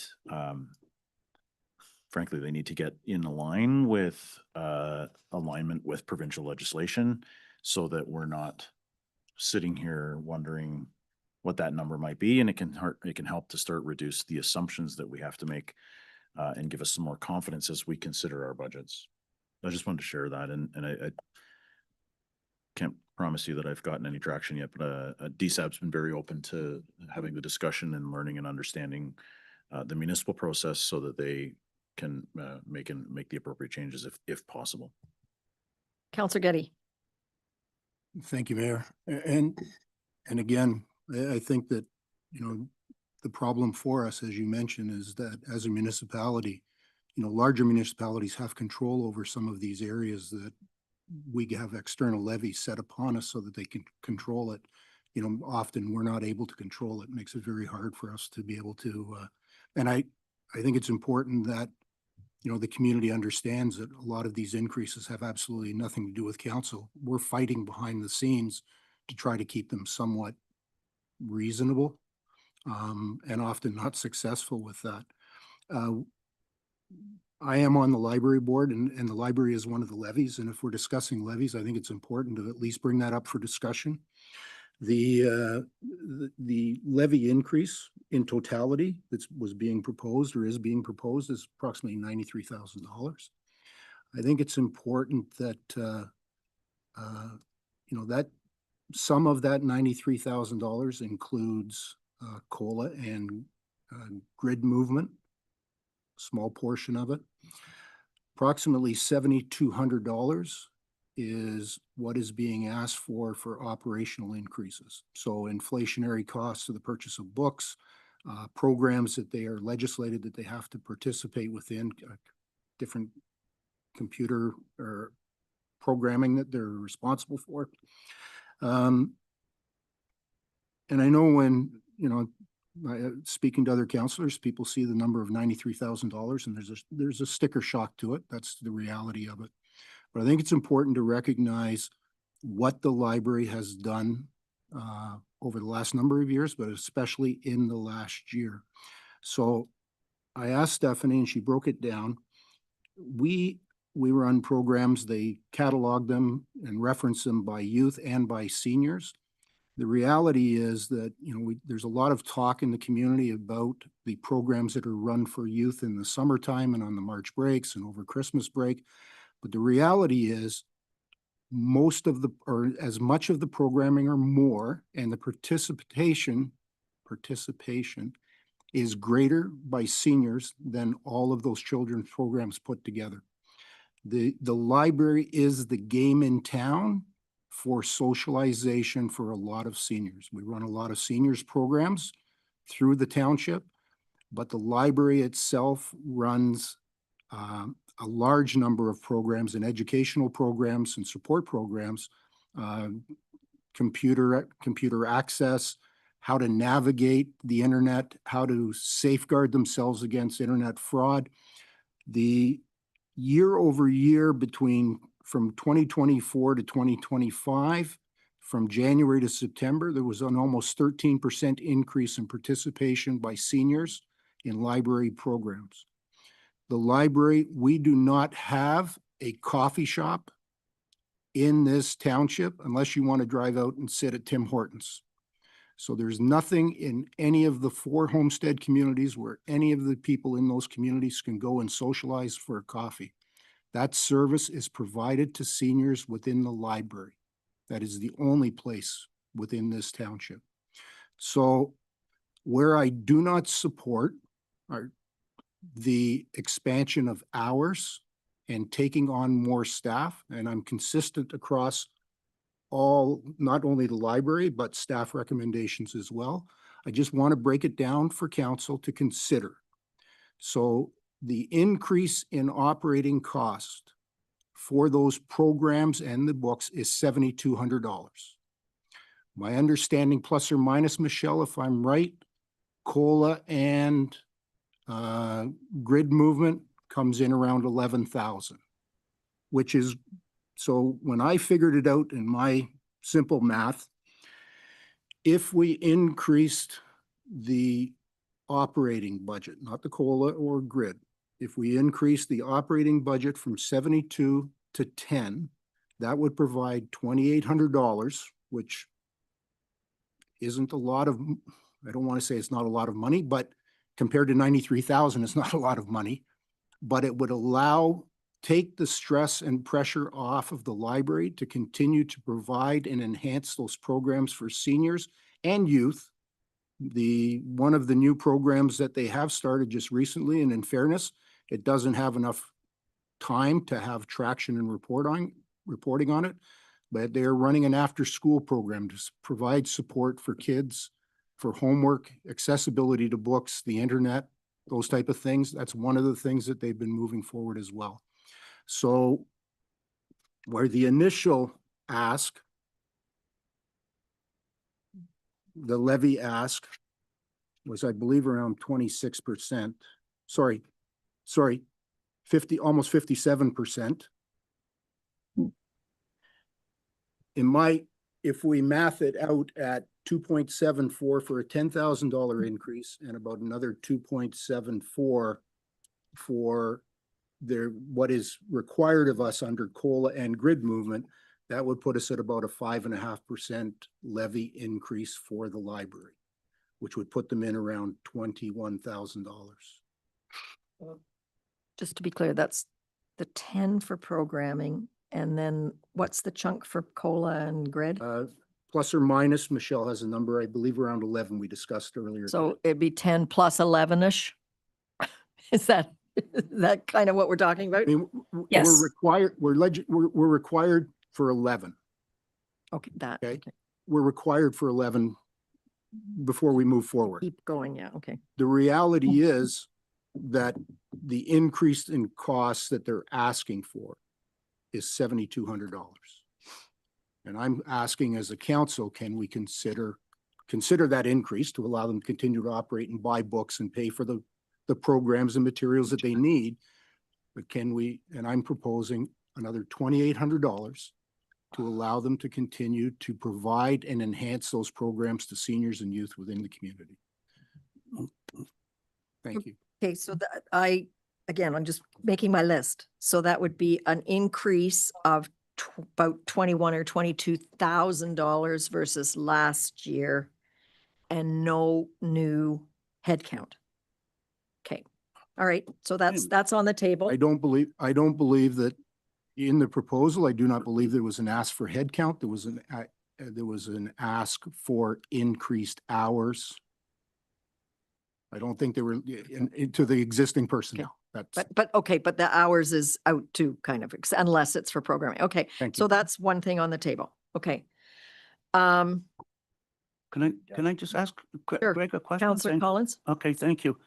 Yes, because I recommended, well, I was not going to support the increasing the library budget another 25.6% with no financials.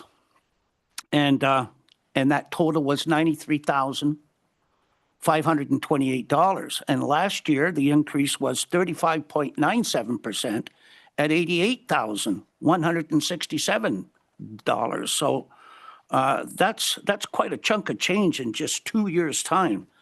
And so what my colleague, Councillor Getty, is suggesting is that you're looking at 10,000 total or 21,000. And in the grid movement, that's that's COLA and hours. Could you break that out a bit for me, Michelle, please? Like, what are we talking here with hourly rates? Like who's getting raises, or is that just our grid movement, or their grid movement? Like, because they can't be the same. They're a board. Let's let Michelle answer. Sure. As I understand it, there's some we can't get away from, and that's the COLA and the grid. And then Councillor Getty is proposing that we move the 7,200 to 10. Well, No. No, That's just programming. no, we are required to increase them by 11. They have asked for 7,200 more for the cost of books, the cost of materials that they use in their programs. I apologize, I can't remember some of the programs and IT programs that they're required to use. There are subscription costs that have gone up. So the inflationary stressors on them are $7,200, and they're asking for that obviously to be covered. As a council, we can deny that and they can eat it away and cut back on programs. My concern is, as I tried to articulate, is they are, to me, the only program in town for our seniors. And I am hawkish on this budget as this moves forward. I am hawkish, but I think that for the amount of money involved to provide and improve those opportunities for seniors, that's why I'm putting it forward. It goes to a vote. You don't have to agree with me. I'm just saying that I'm asking to consider the 11 for the COLA and 10 to cover the increase and enhancement of the programs that they have for seniors. And I think that comes in, Michelle, around 5.5% if I'm close. 5.76%. Okay. I'd like to be on the bottom half of it, but 5.76 then is what I'm saying. Thank you. Okay, Councillor Adams. The 11,000, that's, I don't know where that came from. COLA. So the 7,200 doesn't cover any of that. No. Okay. And like I agreed on the 10,000. But I do agree with Councillor Getty saying, if it's going to be 21,000, I do agree with that. Thanks. We'll do a show of hands on each one of these, but we got a $21,000 increase for the library being considered. Yeah. Councillor Fellner. Yeah, I know that over the last 7 years, the library's gone through a huge transition. The level of services, the level of service has been increased, the level of programming. They've done a good job, I think. I think it's important that, although I don't agree with the original ask. I think you need to keep in mind that we need things to go forward, not backwards. And I think that Greg sitting on the board is sort of privy to what needs to, so I'm in agreement with what I was originally maybe thinking less, but I think the 21's reasonable. Okay. How about the service level change to cut swimming in half from last year? How do people feel about that? Yes? Okay. And okay, go ahead, Councillor Fellner. So again, next summer, we should have another option for swimming lessons. And there's going to be some fairly, a fairly aggressive approach to promoting swimming lessons in the new facility in town. And I think, that's probably, something that we could give up. So I would be in support of that. Okay, Councillor Adams. I know that I think the numbers have gone down the last 2 years for the swim program, and I think that's where this comes from. My concern is which one are you going to shut down? That's if you do something like that, how are you going to justify which one you're going to shut down? I do support shutting one down, but I want to make sure that it's going to be, how do I say it, not fair, but I know you're going to split it. So could you split it so partly at Rossell and partly at Foley. But anyway, that's my. Let's let our CAO, that is a staff decision or a staff recommendation, but go ahead. Thank you, Worship. Sorry, I'm scrambling for the service level change proposal. Perhaps if I'm not accurate in my statements, Michelle or Dominique can jump in and correct me. But one of the options was to offer the programming either in one location or to offer it at Foley on this week and then move it to Rossville the following week and back and forth so that there is access at various locations. So that is an operational implementation piece that we can consider once council gives some direction on the proposed reduction in service. But we certainly want to stay focused on offering the service so that the masses can have access to it. That I support cutting one, yes. Okay, we'll take a vote here. So from my point of view, that is a little bit reactive to consumer demand. The consumer demand was declining for whatever reason, age of population or grandparents, I don't know, but it's going down. We have another one on the table, and that is the year-round ice, which is responding directly to community request. We, as a council, had approved it. There are people booking. We've already given them permission to do that. They've already sold ice time. It's pretty hard in my book to say, oh, well, now you can't run your program. Not prepared to do that. I'm not prepared, however, to see any increase in permanent staff to facilitate this. I think the experienced staff that we have to run the arenas in the off season should be used to run them and backfill with temporary help for this year. And again, hopefully being revenue neutral, I think it should be. So I'll support that. I'm in support of it. Councillor Bazinski. As I recollect what we had agreed to, we said that if it didn't cost the township money, we were prepared to go for it. So I think prior to the program starting, we have to assess, did we get enough subscriptions to make it cost neutral? And if we do, then we should continue it. If we don't, then I would suggest we cancel it.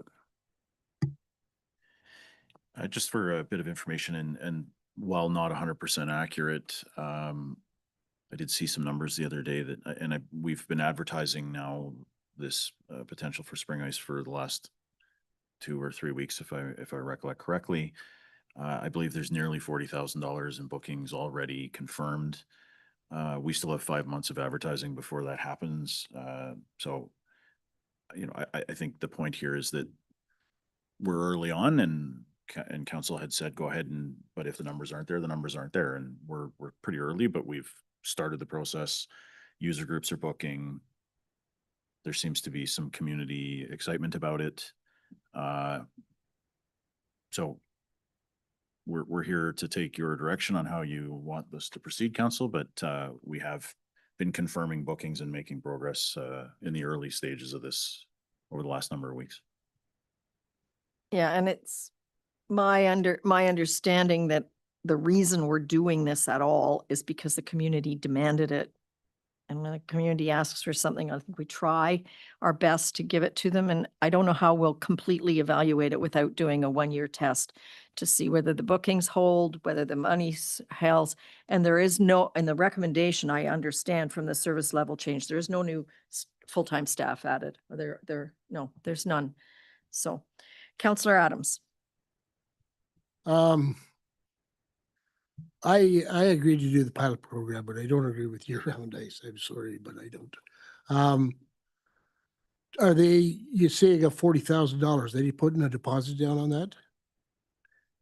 In order to hold that, you should have a deposit, because if you don't have a deposit, come the time to use it, they'll cancel it. So I to be fair, Councillor Adams, I don't know the details of. I've booked my own facility rentals in the organization. I've signed contracts and paid. So I'm confident that this similar process is happening. I see Dominique's online. Perhaps she can better Usually answer that. in a situation like this, you try to get a deposit because in the years past, we've done it. And then come time to use it without a deposit, they've canceled it. So we've lost all that ice. And this being a pilot program, we should have something up front. Let's let Dominique reply, please. Thank you, Your Worship. I was just going to agree that we are taking deposits for our ice. It'll be very similar to summer ice, so that we don't run into that problem. So yes, we will. Thanks, Dominique. Councillor Getty. Thanks. Thank you, Madam Mayor. Dominic, question in regards to it. And I know I understand that we approved it. My hesitation with it is more of a mechanical issue. My fear is, I think we'll get through I'm okay with getting through the pilot. My fear is that we have a 50-year-old piece of infrastructure that operates efficiently about 10 months of the year, 9 or 10 months of the year, and the ice comes out, allowing staff to do whatever repairs and maintenance is required. My concern is that without an engineering study going in, and I'm not looking for another study, but without an engineering report on the feasibility of the lifespan of that asset with year-round ice. So my question is, would it be something after the pilot to allow it to come back, which would require the ice to come out for a short period of time, but to be able to do an engineering review of the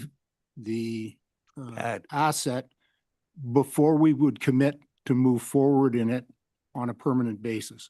Because once that ice is in, the big cost, which is the floor and the piping underneath, is covered. And we won't know that we have an issue until it blows. So if we're going to move forward with the pilot, as part of that pilot, are you anticipating or could we do a review of the facility prior to if we're going to cancel it and it falls apart, I'm sure there's still engineering reports that have to be done on a regular basis on the building anyway. But I don't know what the timing for it is. So Okay, over to Dominique. She's the expert. Yeah, well, we do an engineer report on the actual ice pad itself. It's every 5 years. I would agree that that's probably something we should do after the pilot program. And I think many arenas that run year-round ice, they will still pull their ice out every couple of years to do the maintenance and do the testing and engineer work. So if it was successful and we went that route, I think that's something we'd have to do and decide on the time frame for that, and that would be based in an engineer's report. So yes, it's doable, and I would recommend that as well. before we move forward past the pilot. So Yeah, it would be a good thing to see if there's been any changes to the ice pad or the building itself after having ice in for the year. It's something we could look at for sure. Okay, thank you. Councillor Collins, you had your hand up? Yes, I did. Thank you, Mayor. I do not support year-round ice, specifically for what Councillor Getty just said. Our colleague, Councillor Ken Adams, and these are the reasons why. He ran that ice, built that ice for 22 years. And the arena did not make a dime. They did not make one profitable. They did not have one profitable year. Okay. Now, Kenny Adams, and this is why I'm saying this. I did talk to Councillor Adams. I says, Councillor, when did you retire? And it was 4 years ago. Now the ice is to be, so the engineering for the cement pad, not the building. The cement pad has to be looked at and viewed by an engineering company to give the okay. And that's always been done every 5 years. And the 5th year is 26. And that's the main reason why I do not support the ice, because that study is not, it's not a study. It's an inspection by the company that's been doing it in the past. And so I would postpone the ice until that inspection has been done and that the pad is okay. Because if there is a problem with the pad, we're talking millions, just so somebody can have ice for a couple of months. That just doesn't make any sense to me. It's more of a want than a need. Thank you. We'll move on. That we have a community, we have a split in the council right now. We'll show of hands when we get to that. We have community asking for year-round ice, but let's find out when the last engineering study was done. Oh, thanks.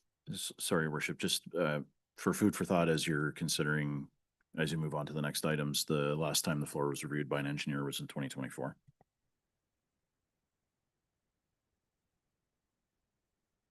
That's correct.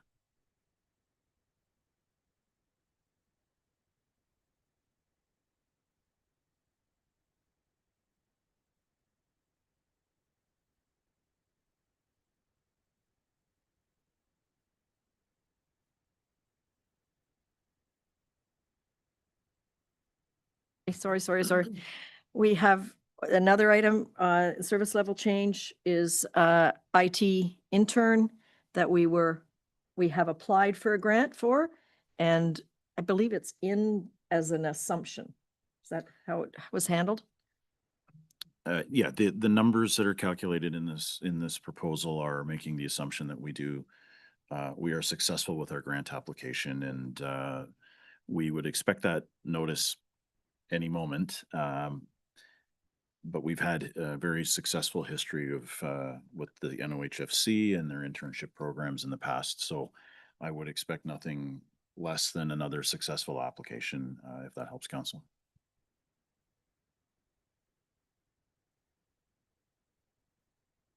Sorry, I'm sorry. I'm on and off with the lights. Council could say yes to the intern if the grant comes through. You would know before the 17th, which is our next council meeting, likely.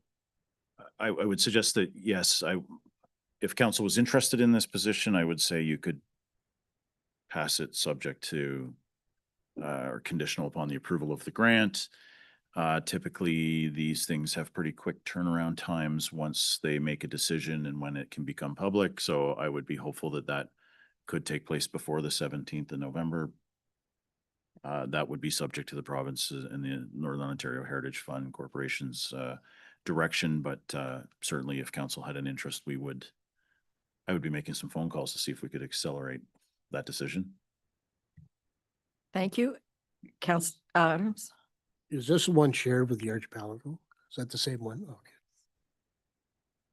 Okay. And I believe the only other service level change proposal is the communication specialist. The shared resource between communications and community services. Right. Which, for a quick recap, was the contract position that's been here working in 2025. And this is to extend that and create the position as a full-time permanent complement. Okay, so this individual's been on contract starting something like March. Okay, so it would be reviewed. How does it go? The contract is set to expire at year end. It was a contract for 2025. So yeah, from here, we await direction from council on this particular component of the budget. And then either we're completing that contract as it was originally proposed, or we're extending it depending on how council provides direction. At this point, the recommendation is to convert the position to full-time permanent. If council wanted us to explore something different, I'd be happy to do that on behalf of members of council's direction, but that proposal is in front of you as a conversion to full-time. Okay, thank you. Councillor Getty. I'll be the bad person. I'm not prepared to support taking on another full-time position within the township. Everybody knows I think that, you know, I think there's obviously been a lot of stressors put on not only the new process, but because of a lot of the demands upon staff and you, Mayor. But I think, you know, we received, I'll call them pennies from heaven from the province today. And I think because we received them, you know, there might be a mindset to say, hey, you know, we didn't have that and we're kind of looking to get it, you know, we can kind of a little bit of this and a little bit of that. I think that we have had substantial tax increases over the last 2 years. And I think it's a priority for us to do what we can to limit the stressors on the community. We've had this discussion, you know, I used the term, people that I thought were bulletproof are no longer bulletproof in this community. Some are, but many aren't. And I think that it's incumbent upon me to do whatever I can to minimize the increase in taxes while still balancing moving forward and enhancing the product that the township delivers to the community. So for that reason, I cannot support the position at this time. Okay, we'll put that on our list. There are a couple other things that came in the memo. Councillor Adams wanted arena capital cut to 150. I don't know what you're suggesting we cut in that. I was just thinking at the time that we had to, and how to get it down through the levies, and I could see where you could really get it down. So I thought we'd have to go to the operating side of it to bring it down some. Maybe I'm wrong. I know I'm getting a funny look here. I don't know. I can't answer that. Michelle, I mean, what we don't want to do is move dollars between capital and operating. That's been a historical thing we can't do. So can you talk to that a little bit, Michelle? The line that Councillor Adams is referring to is in the capital budget and it's funded from the reserves. So actually just cutting the capital doesn't really affect the tax rate.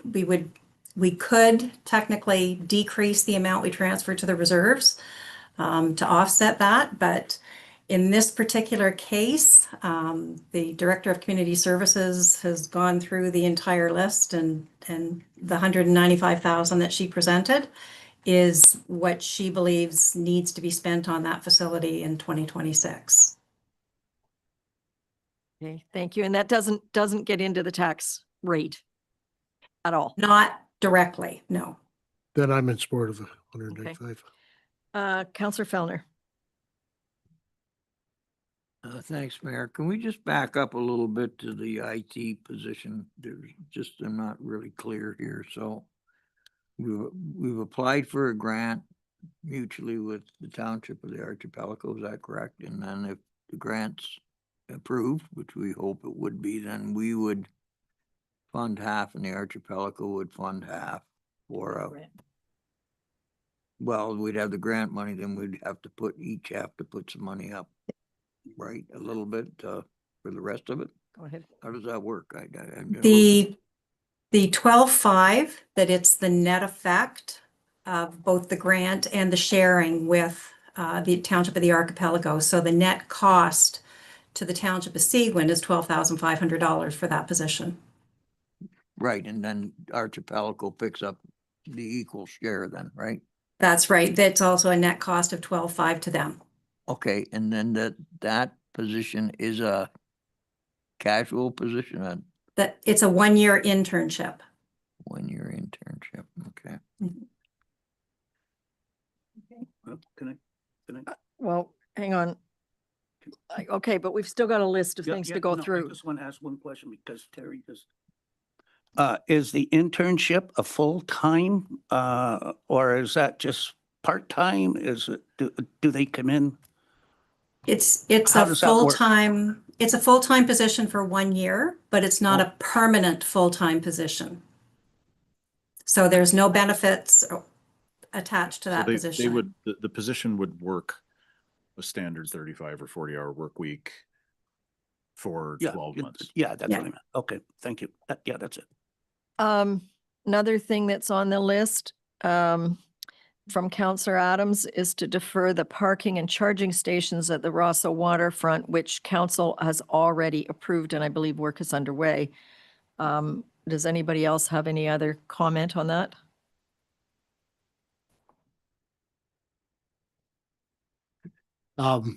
Again, once again, I was trying to find ways to, so I'm okay with that.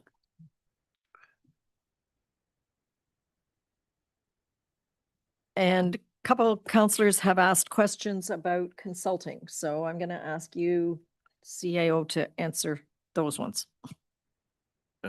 Thank you, Worship. I'm curious to hear from council because I see the ones that I noted in the correspondence were around the fire master plan, and then there's roads. The fire master plan, the question would be whether, and I did see, you know, can we do it internally? And it becomes a resourcing issue. We haven't been able to move this forward for my time here, but we ask an awful lot of our fire chief and our deputy fire chief, including their weekends, evenings. They put in an extraordinary amount of work, and asking them to take on this task is fair. But I would suspect I'd have to consult with them in some greater detail, but I would suspect that master plan exercise might take a couple of years, where a consultant could come in and get it done in relatively short order. The other ones that I noted in the correspondence around roads, to be fair, when we're doing any sort of improvement to a section of road or to a road in its entirety, there are two pathways you can take. One is you can engineer it so that it lasts the test of time, and in order to engineer it, you need to hire an engineering consultant to come in and do the design work, do the appropriate testing, and make sure that we're building a product that's going to last for longer than we have historically seen them. Or we can do what we've done for many, many years, which is we can add gravel, we can pack it in, we can do our best. But if I can give you my best professional advice, that is kicking ourselves in the butt. We've done that for too many years. We've spent too many dollars on roads that fail within the short term on the back end of it. And it is not best practice to continue to do what we've been doing. I know it costs a bit of money to engineer, but the engineering is giving us some guarantees that this massive investment into the roadway network lasts longer than a few years. And there's plenty of examples that I could share where we've felt the pain of not engineering a design before we execute construction. Beyond that, I'm happy to see if I or some of the members from SMT can assist in providing clarity around other consulting lines. There's, of course, we do use planning consultants on occasion, but I don't view this particular budget as having an excessive amount of consulting. So I'm curious if there's specific items that council members would like to ask for clarity on. Councillor Basinski. No, my comments were directed more at the past than at the present. I really think, I don't know if you have a number. I think somebody asked you for a number for total dollars spent on consulting. But when you look at all of the consulting reports, you know, from branding to roads to waste management to a lot of these things, one has to question, you know, I have a lot of confidence in the staff. They're intelligent people. And, you know, we got a nice report done by staff on waste management. I think maybe we should be hesitating a little bit in terms of you know, let's have a consultant come out. And I was a consultant, and I found that whenever I'd go into a client and they wanted my advice, I'd ask them what they would do, and most times they were bang on. So you get the consultant giving the information back. I'm not saying that that's totally the case, but I'm thinking right now in terms of our waste management. You know, the study had said we're looking at a variety of alternatives, and one of them is energy from waste. If we go to energy from waste, they can use a lot of waste. So how much in the way of transfer stations do you need? And how many transsters or compactors or whatever?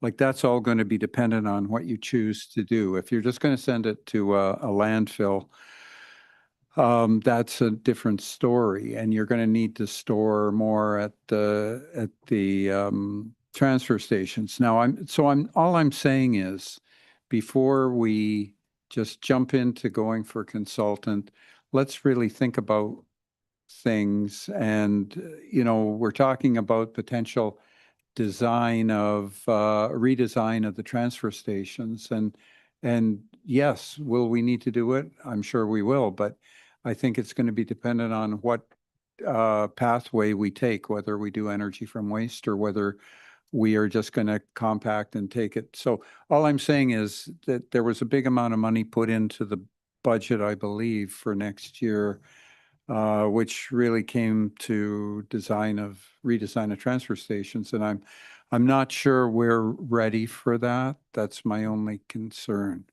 Thank you. The CAO will respond.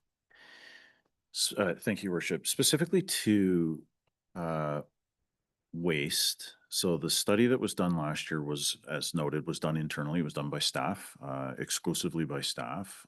And there were no dollars spent on consulting on that waste study.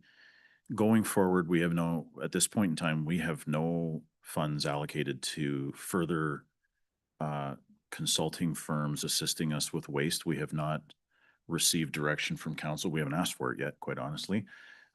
So we have no direction on where we're going with the waste implementation plan.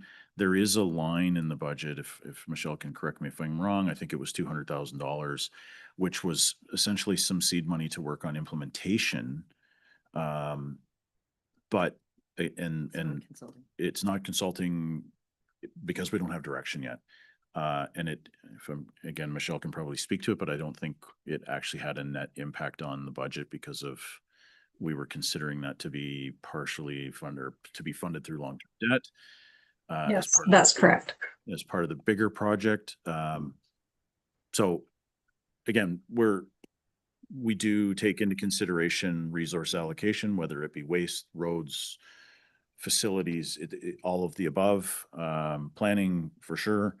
We do take into consideration when we do require consulting, but we are not planning on anything significant in the coming budget that I'm aware of. And I think it's important to point out that the branding was done internally in the end. And the one consulting dollar that is in 2026 is the recruitment, which council approved and is necessary. So, you know, I think your point's well taken. When we recommend, or when staff recommends consultants, it's well thought out and is generally necessary. But the other line item of recruitment to replace the CFO is there and is much necessary. So I have Greg, I have Ken, and I have Terry Fellner, and then Mario. No, I was just gonna, Jason, you mentioned that the number of counselors that asked. I was one of the ones who had asked. And in fact, those questions were answered by Michelle on the preliminary when I went in to speak to her. And then when I sent my questions in, she answered them, and I'm good with them. The reason being was that, you know, in the past, historically, there has been, you know, funds spent on consulting or external people coming in. What, I've had the opportunity to be on council for 3 years, and I can say I've seen professional reports from outside, and I've seen what was done by internally in regards to the waste management report. And it was more of a meat and potatoes report to me, not a fluff report. So that's the reason why, and we were looking originally at 7.6. So I was looking at, is there somewhere, within the budget, not the fire master plan, because they were right there. Was there some embedded within some of the other budget line items that may have been a little bit discretionary? But when those questions were answered by Michelle, I'm satisfied. But that's the reason why I asked the question. Thank you. Councillor Adams, you're next. I'm sorry, did I cut you off? I'm sorry, I too questioned the waste management program, and once again, Michelle did satisfy my questions, and she said we'd be seeing something down the road. I did question the 95,000 for engineering studies. I talked to Tom, and Tom said he could use a lot more than that. So the other thing, do we get to see what roads he's studying, or is that part of it, or? Council, you approved, there's Tom. You approved a strategy for us to move forward with for next year that identified specific locations. And that is thank you, Councillor Collins, it's in the budget, but you had a report 2.5 months ago that outlined a transition from doing one road at a time to let's take a few years here and go get caught up on some areas that we are constantly going back to. And that'll be where, I'm speaking for Tom here, but that'll be where those funds in particular will be directed towards. Do you want to add to that, Tom? Thank you, Your Worship. Yeah, just one, and it does help us in certain situations, and I always like to use on Blackstone Crane Lake Road, just past the deaf camp. There's a hill, and there's a we call it the pimple, where water just keeps on coming out and out. We need an engineer to look underground without having to dig it up. Okay, there's the rock, throw it back. We need someone to give us a little bit more of a deeper dive into what actually is going on. So little things like that help us make decisions, and it's cheap insurance as well. Not cheap insurance, I shouldn't say that, but it's a good insurance for the corporation.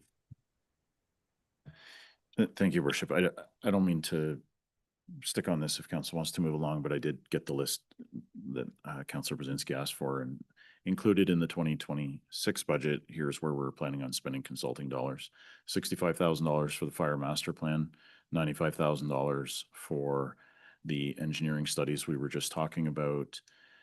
There is consultants engaged in the Memorial Hall. You met them tonight. That is being funded through the Foot bequest.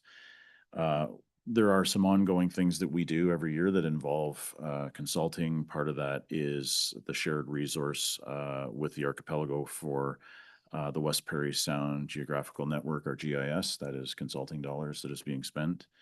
Water quality monitoring and reporting, we spend approximately $10,000, something that we just simply don't have that kind of skill set within the organization, but has been identified as a strategic priority. We also have a Phragmites project that costs $35,000, but is funded, $30,000 of that is funded through a grant. Those are consulting dollars.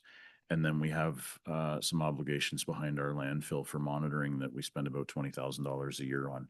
And again, some of those clearly we don't have the skill sets to be able to execute. Some of those we quite frankly have to do. And so that's why those are embedded within the budget. But that's the comprehensive list of the consulting dollars that are planned for 2026. Yeah, and I'd like to point out that the landfill stuff and the water quality is scientific analysis of water and all kinds of stuff. We definitely don't have those labs. We need those. Councillor Fellner, you're next. So we need a variety of different consultants for a variety of, higher level technical things. But the one thing that everybody needs to be cognizant of, because it was mentioned earlier, but the reason why we're in such a mess with our roads, right, is because we didn't have engineered solutions to rebuild them. So that's why your Horseshoe Lake Road is rough, and that's why this road's falling apart. And Hamer Bay Road, we've had to skim the surface treatment off, and so on and so forth. So as per best practices, you know, these things have got to be engineered and the parameters set to be tendered, you know. So I mean, we're gonna have consulting. I mean, that's best practices. It's not really up for discussion. One thing I did want to point out, and I'm gonna go the other way here because everybody's looking to save a few bucks here and there, but I just wanted to point out in the roads budget, and I've seen this every year since I got on council, right? Sand and gravel. You know, it's going from 385,000 to 395,000 bucks. I can guarantee you the price increase is over the last year means that we're going to be a decreased volume of gravel. And culverts. Spend a budgeted 105 last year, and we're budgeting 105 this year. Now, I'm not saying that we should change that now at this date, but you know, I think Councillor Collins will agree. If you look back over the years, those, you know, the maintenance items, we've never really we've never increased them, you know, to give our public works the materials they need to make a difference. And we need to look at that in the future. That's all I have to say. Councillor Bazinski. A couple of things. One, my comment about consultants was primarily based on this year and the year previous. When I looked at consultants this year, Fire Master Plan, I understand. Most of the consulting work that I see this year is reasonable and is necessary.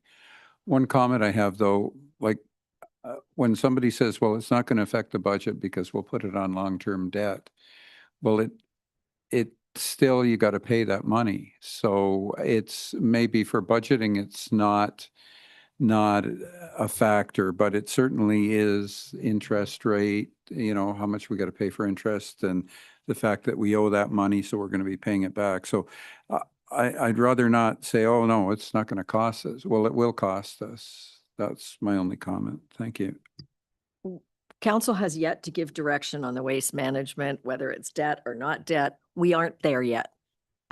So that's a separate discussion that has yet, I hope everybody's giving Tom, Forrest, Preston, everybody their comments on the waste management, because it will come back and we will be asked to give direction, but that's not on the table today.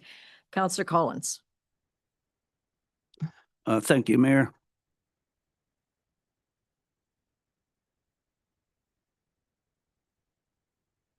This question's for Michelle. Oh, there you are. I'm here. The extra capital that we got from the province, is that going right towards our external levies?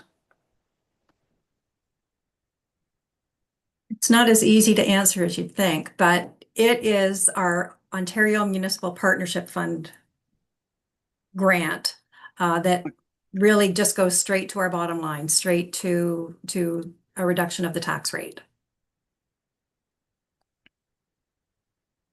And that- the yeah. rationale, The rationale's there, isn't it? well, the rationale from the just province external levies. was we're going to put a focus on rural and northern. No. So that's why ours went up. And I said to Michelle this morning, did Muskoka's go up? Because I don't think Muskoka's in Northern Ontario, but I didn't have a chance to look. But that's why we got more, because rural and northern. Okay. Well, thanks, Michelle. That was the only question that I had, but I do have a comment though, because I keep on hearing about the Fire Master Plan. And I think I've mentioned this to our CAO too, that I hope that maybe this year we can find some capital to at least try and lease a truck for our deputy fire chief. He responds to 95% of the fires in his own vehicle, and I don't think that's right. The fire chief and the deputy fire chief should have their own vehicles, and it's like that in all departments, and I think you would know that. So if there is some extra capital laying around, you know, I'm looking at it from a public perspective. Like, who's well, who are you? Well, I'm the deputy fire chief. Well, what are you doing in your own vehicle? Like, how come you're not? What? Anyways, that's the comment I'd like to make, and if there is extra money, I know where I would put it. Councillor Getty. I would support that being considered with what comes back on November 17th for a final. I don't know if it's possible, but how about I leave it with our CAO to consider how to possibly move that forward and at what time. Is there any chance of grant for that kind of stuff for capital? As much as that's capital, it has a pretty significant operating impact, and you don't typically get a lot of grants for vehicles, if I'm correct, Michelle. Pretty rare that you get a grant for a vehicle. But leave it with us. I mean, I think, you know, we do have the new partnership with the new leasing program, and we can have a good look at it and see what the potential impacts of that might be. Okay.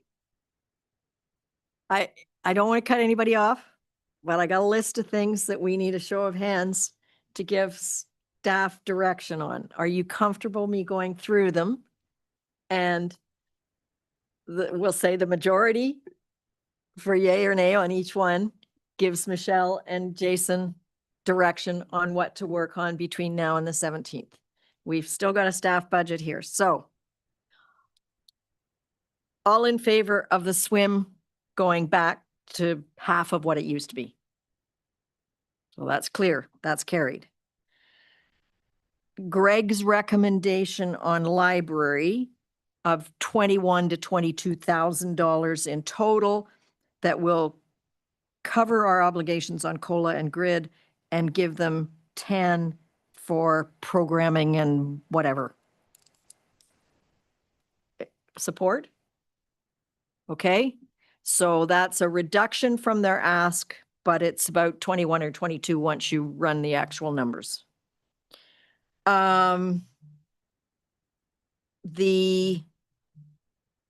year-round ice test of 1 year. Support?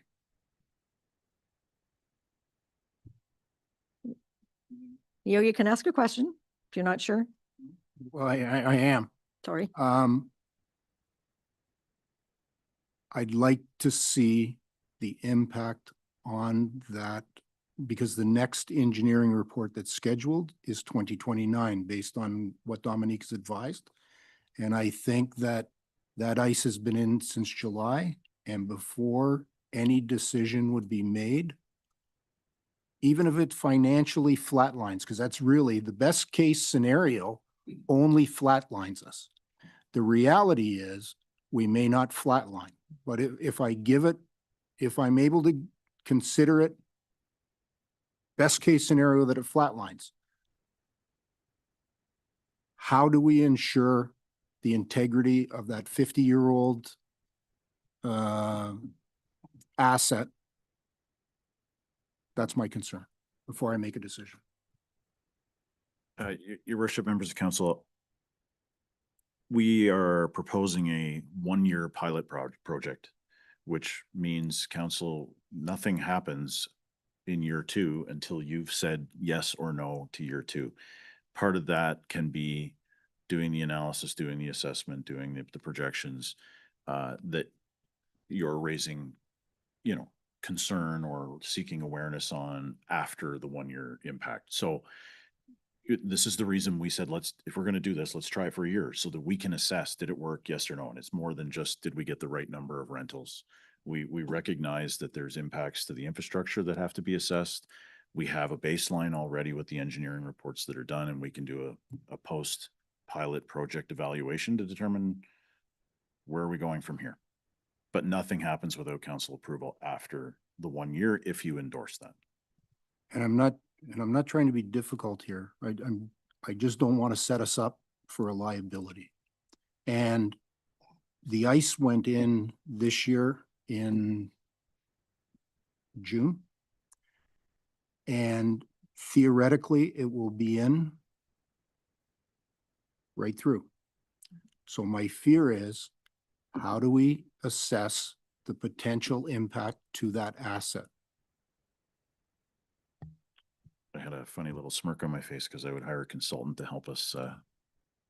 Sorry, couldn't help myself. But yeah, we have the engineers that work with us on that facility, work and understand, and they've done assessments on the chillers, the mechanical infrastructure, not just the pad. We would continue to have dialogue with them and bring back a report that speaks to council about here's the impacts and here's what we should expect. It's not the end of the world to take the ice out. You know, we can have the ice out in days and we can have it built back up in weeks. So if we have to take it out to do the assessment, then we will.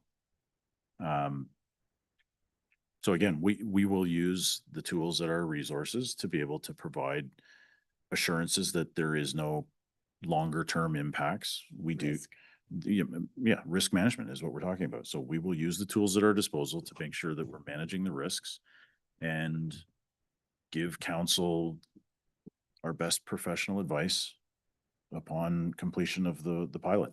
Can I add to that? Just hang on. Okay, Councilor Adams. It takes 3 days to take the ice out. It takes 2 weeks to make it. Exactly what our CAO said. We No, can I did. take it out in less than a week and we can put it back in 2 weeks. You don't get upset. I'm just saying. And if I can, Your Worship, I've worked around recreation facilities for many years, and I've had in both my previous employers in the municipal sector, both municipalities offered year-round ice, and that ice still comes out. It doesn't mean it goes in and stays in for the rest of time. It still has to come out every so often on the recommendations of the engineers and the experts behind it. So again, we can take it out in a couple of days and have an assessment done. And if the decision is to keep it in afterwards, you know, there potentially is a 2.5 or 3 week delay in service. That's not the end of the world if that's what we needed to do. Yep, Councilor Collins. I'm sorry, Mayor. Are we hiring anyone for this? As long, like I'm on Terry's side here, that, you know, no, we don't want any person hired for this pilot project to continue.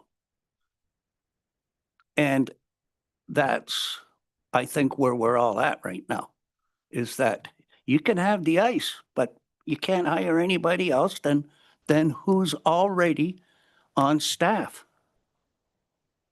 It's simple. So the service level, sorry, go ahead, Michelle. I was going to say, if I'm just looking at the service level change proposal that was in the budget package 2 weeks ago, and the option that we were going ahead with was option 2, which was transitioning a current seasonal contract position into a 1-year contract full-time position. And then there were an additional 2 17-week students. So there is some temporary staffing that was included in that service level change proposal. And just to add to that, so no permanent hires. This No. is about just making some transitional pieces during the pilot, which if the pilot's successful, then we'll talk to council again. If it's not successful, then we would roll back to where we are today. You have anything to add, Dominique? No, that's what I was going to say, is that there are some adjustments and no full-time staff. Okay, I'll call for another vote on year-round ice test for 1 year. Those in favor? That's 4-3. That's carried, and I am assuming the report of success, failure, engineering impact will come sometime before next budget. Hopefully in the summer. Okay. The IT shared resource with Archipelago and the hope for a grant to cover most of it. It's a contract, right? It's not, it's an internship, so it's not adding FTE. All in favor of supporting it? Okay, that's a go. The community shared resource between communications and community at 50-50, support for that.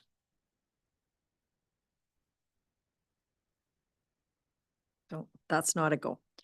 And the 1.5% capital levy that Ted spoke to at the very beginning, now that we've got the OMPF money.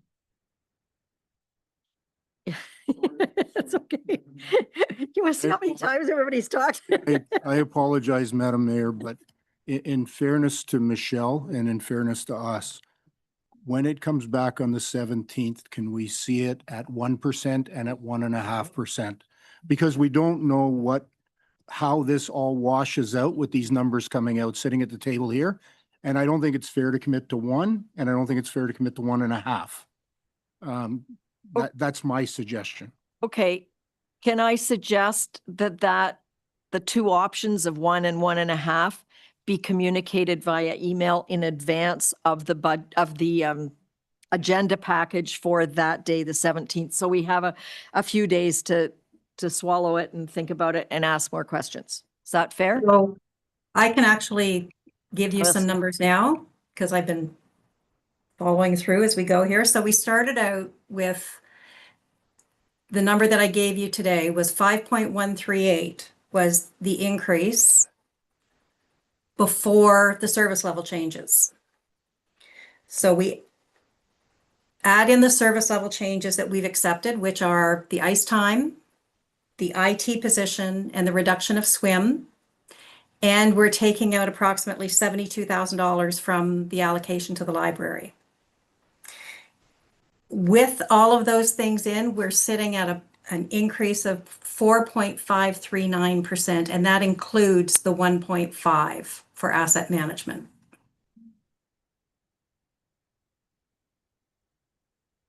So the number on your page, the first page of Michelle's report that came as the lead to the addendum. Yeah. We had 5.138%. That line item now becomes 4.539. Yes. That includes 1.5. That's correct. And so, and then the number below that, the 5.463, no longer exists because it's in there. That's so correct. That means that our controlled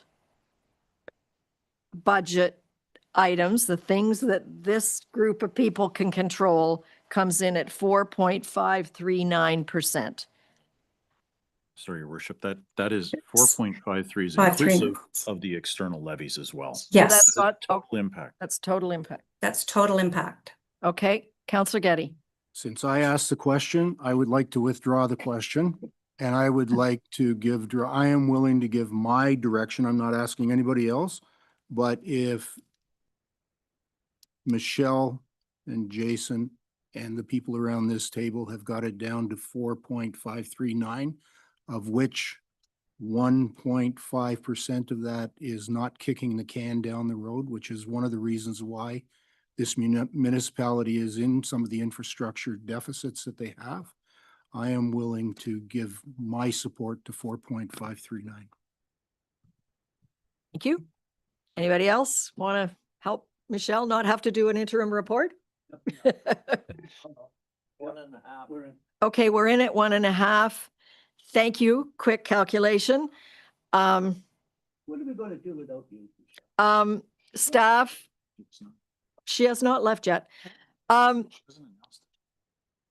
it was closed. That is close. Closed discussion. That's okay. So I think staff has presented a damn good budget and council has had an opportunity to comment and input. So I will be very proud as a mayor to say that our tax increase is under 5, given what we're living with. Yes, Councillor Getty. I would just like to, I'd like to make a comment. I'd like to thank Jason and his staff, especially Michelle, for the work that they've done on this coming in. I think that I can tell you quite honestly that the strong mayor powers, not that I was worried about it, but I think everybody, it was unknown how it was going to play out. And Mayor, both you and I have not agreed at the budget table all the time.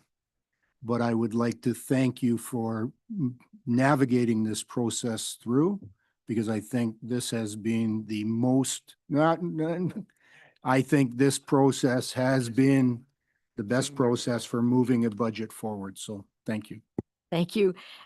It's been the most open, the most transparent and open discussion that the public can listen to of any that we've done as a council. So over to you.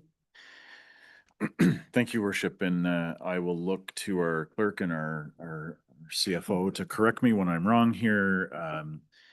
But this was a staff proposed budget, and we welcome the comments and appreciate the input that was tabled today and over the last couple of weeks. It's been a busy few weeks, and I first and foremost want to thank Michelle for her commitment to getting through this, and it's been a different process than we've historically done. I would be remiss if I didn't also take a moment and just acknowledge that it's not just Michelle and I, but all of this organization had to buckle down here over the last number of months, quite honestly, to put this together. We do still have a legislative change that we're going to have to enter into some uncharted territory here for us. Based on where we are, based on the direction that council's provided us today, we will go back and make those amendments to the budget process. We will turn that over to the mayor, and the mayor will present the mayor's budget, even though it's technically council's budget. Procedurally, the mayor will present the mayor's budget on November 17th, which initiates the processes that we've tried to spell out in a few reports to you in the past. It seems to me that this is a pretty collaborative approach, and council seems pretty satisfied with the direction we're going. So hopefully that's a smooth process going forward, but there is a formality in transitioning the staff proposed to the mayor proposed, which will happen at the next council meeting. And this mayor is dependent on the staff to tell me how to do it and what to do, because this mayor does.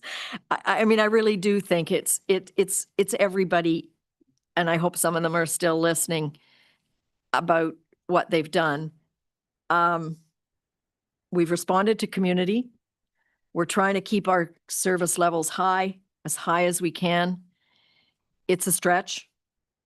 But all of staff have been excellent in pulling this together, and Michelle and Jason have turned things around really quickly and helped also with the explanations. I think it was a good exercise. So particularly for me to go through line by line and question everything and learn and understand. I don't know how we will communicate to Stocky, Museum, Belvedere, that going forward, we'd like to see operating and capital budgets from them as we get into budget season, which is kind of next September. That, you know, we'll cooperate with the community, but how are you using our money? So can you help us with that, Michelle, in terms of communicating to them? Not immediately. Absolutely. Mm-hmm. Okay. We're done. Council reports. Ward 1.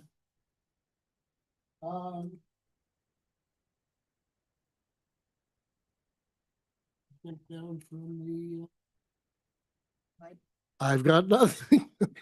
The only thing is I stepped down from the Chamber of Commerce as of October the 23rd. And I talked to Chris, and Chris feels that somebody from the business committee would be the best fit for the Chamber of Commerce. Thank you. Councillor Bazinski? It was a relatively quiet time for me as well. Tomorrow, I've registered for an independent electricity system operator overview of the electricity planning process for the South Georgian Bay Muskoka electrical area, and input on a draft scoping assessment outcome, which I think is very important because there's a lot of outages in this area, and I want to see what we can do to try to strengthen the electrical system. Thank you.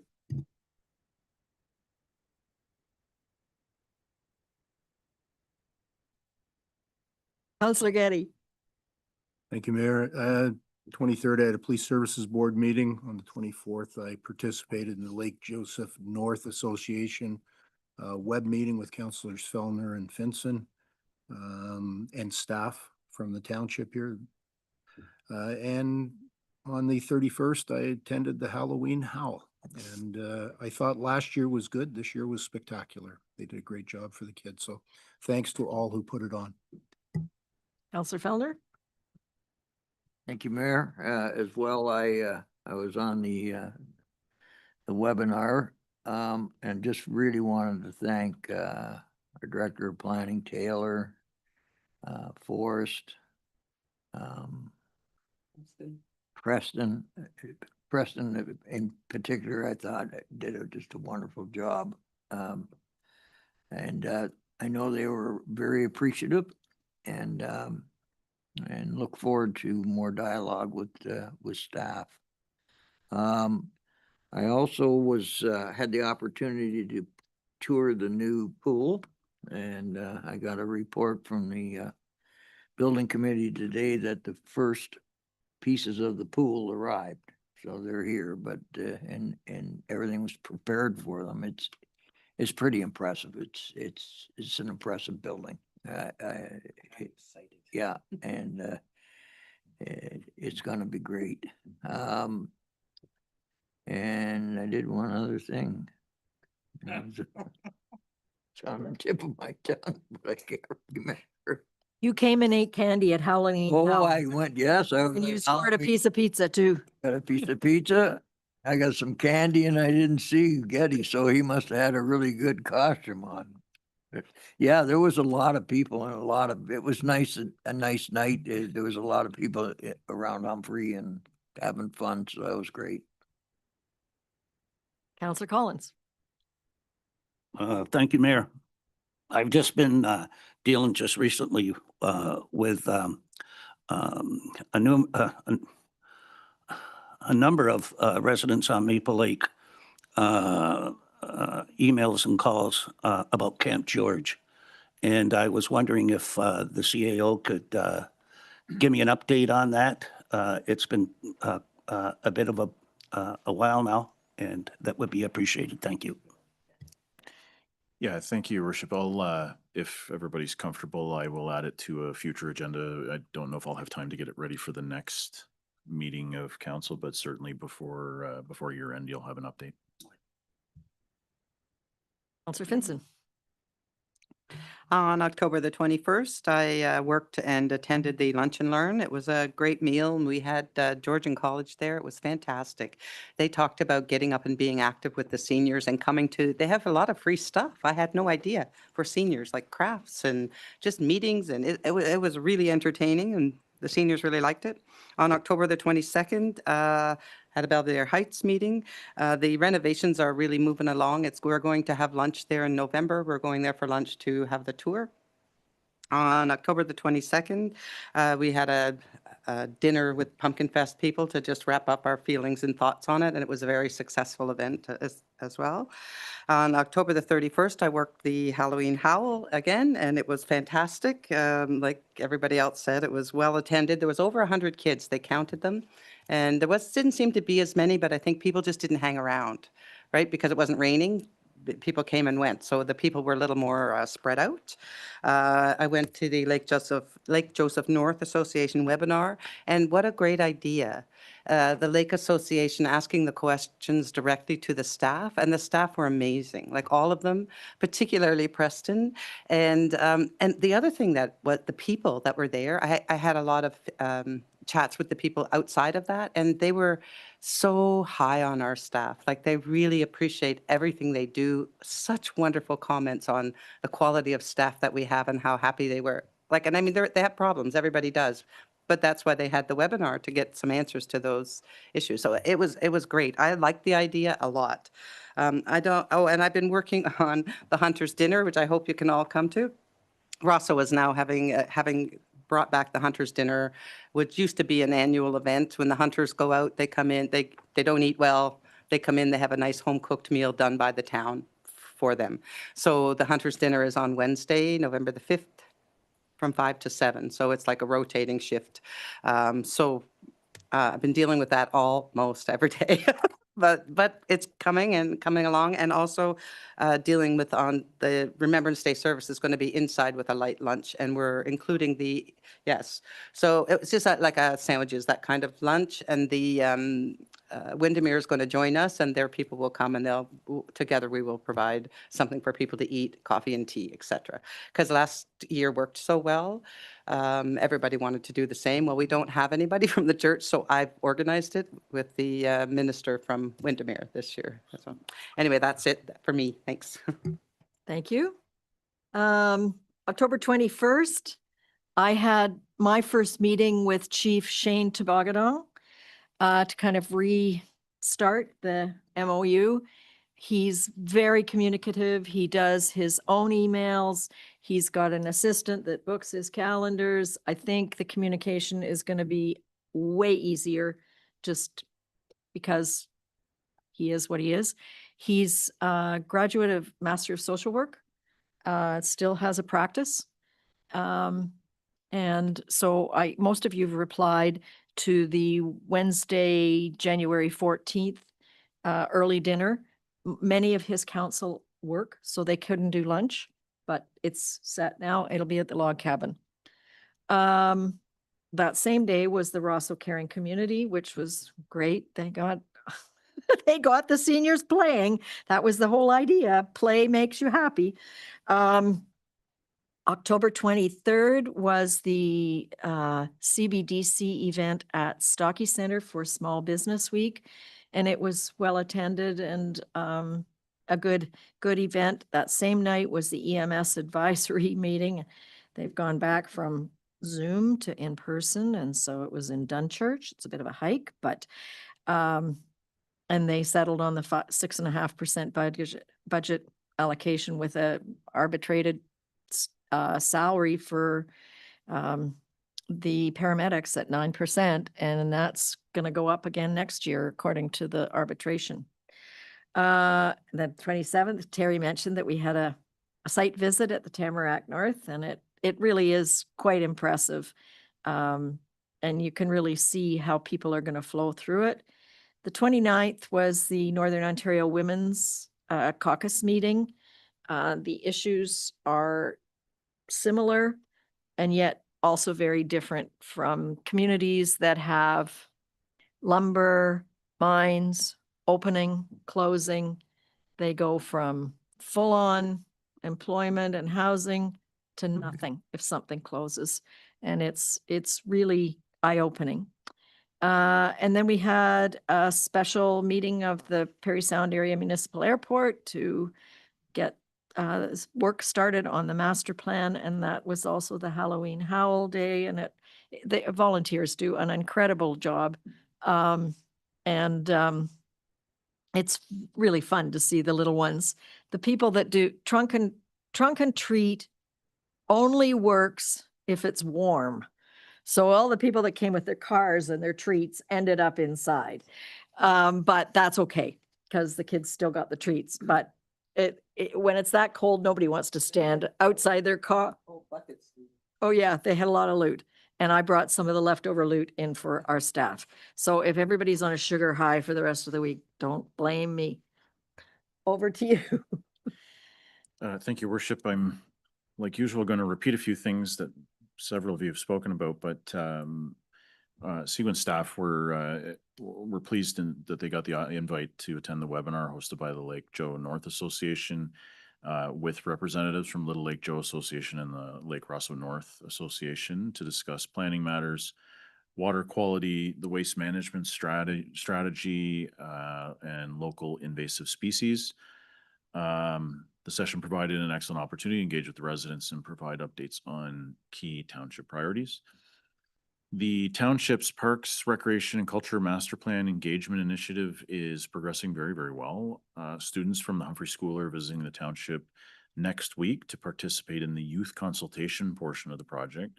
Staff will provide background information and lead approximately 40 local students through the exercise. Just a quick reminder that the municipal office will be closed and National Flags of Canada will be lowered to half-mast on November 11th in acknowledgement of Remembrance Day. As discussed earlier, there are a variety of different services that can be attended, so please visit seguin.ca and or our social media for details about the ceremonies across the township. Our community-wide food drive in support of Harvest Share launches this week. Our goal is to surpass our 2024 contribution of 274 pounds of non-perishable food. Donation bins will be placed in our community centers and here at the municipal office. There are several community events coming up in the township. As Councillor Finson spoke of, an old-fashioned hunter's dinner is being held this Wednesday in support of the Rosso Memorial Hall project. Hard to imagine this next word is about to come out of my mouth, but the Orville Christmas Market is this Saturday between 10 a.m. and 2 p.m. Yes, Christmas is not that far out. The Seguin Kids Christmas Party, Saturday, November 29th, between 11 a.m. and 2 p.m. And of course, the annual Seguin Township Turkey Dinner has been scheduled for December 6th at the Orville Community Center. This again is a free event open to all in our community. And as always, watch our social media and website for details about these and any other events happening around the township. Thank you, Your Worship. Thank you, everybody. Busy place. I have a motion that the Council of the Corporation of the Township of Seguin does hereby receive the board and committee minutes and agendas and the correspondence as presented on the agenda and the addendum for the November 3rd, 2025 meeting of council. Mario and Ken. All in favor? And I have a motion that bylaw number 2025-085, being a bylaw to confirm the proceedings of the meetings of council, is hereby deemed to have been read a first, second, and third time and passed by council. Mover, Terry and Gail. All in favor? Thank you. And so I have a motion that the Council of the Corporation of the Township of Seguin does hereby adjourn this meeting of council at 5:31 p.m. to meet again on Monday, November 17th, or at the call of the mayor. Ken, Greg.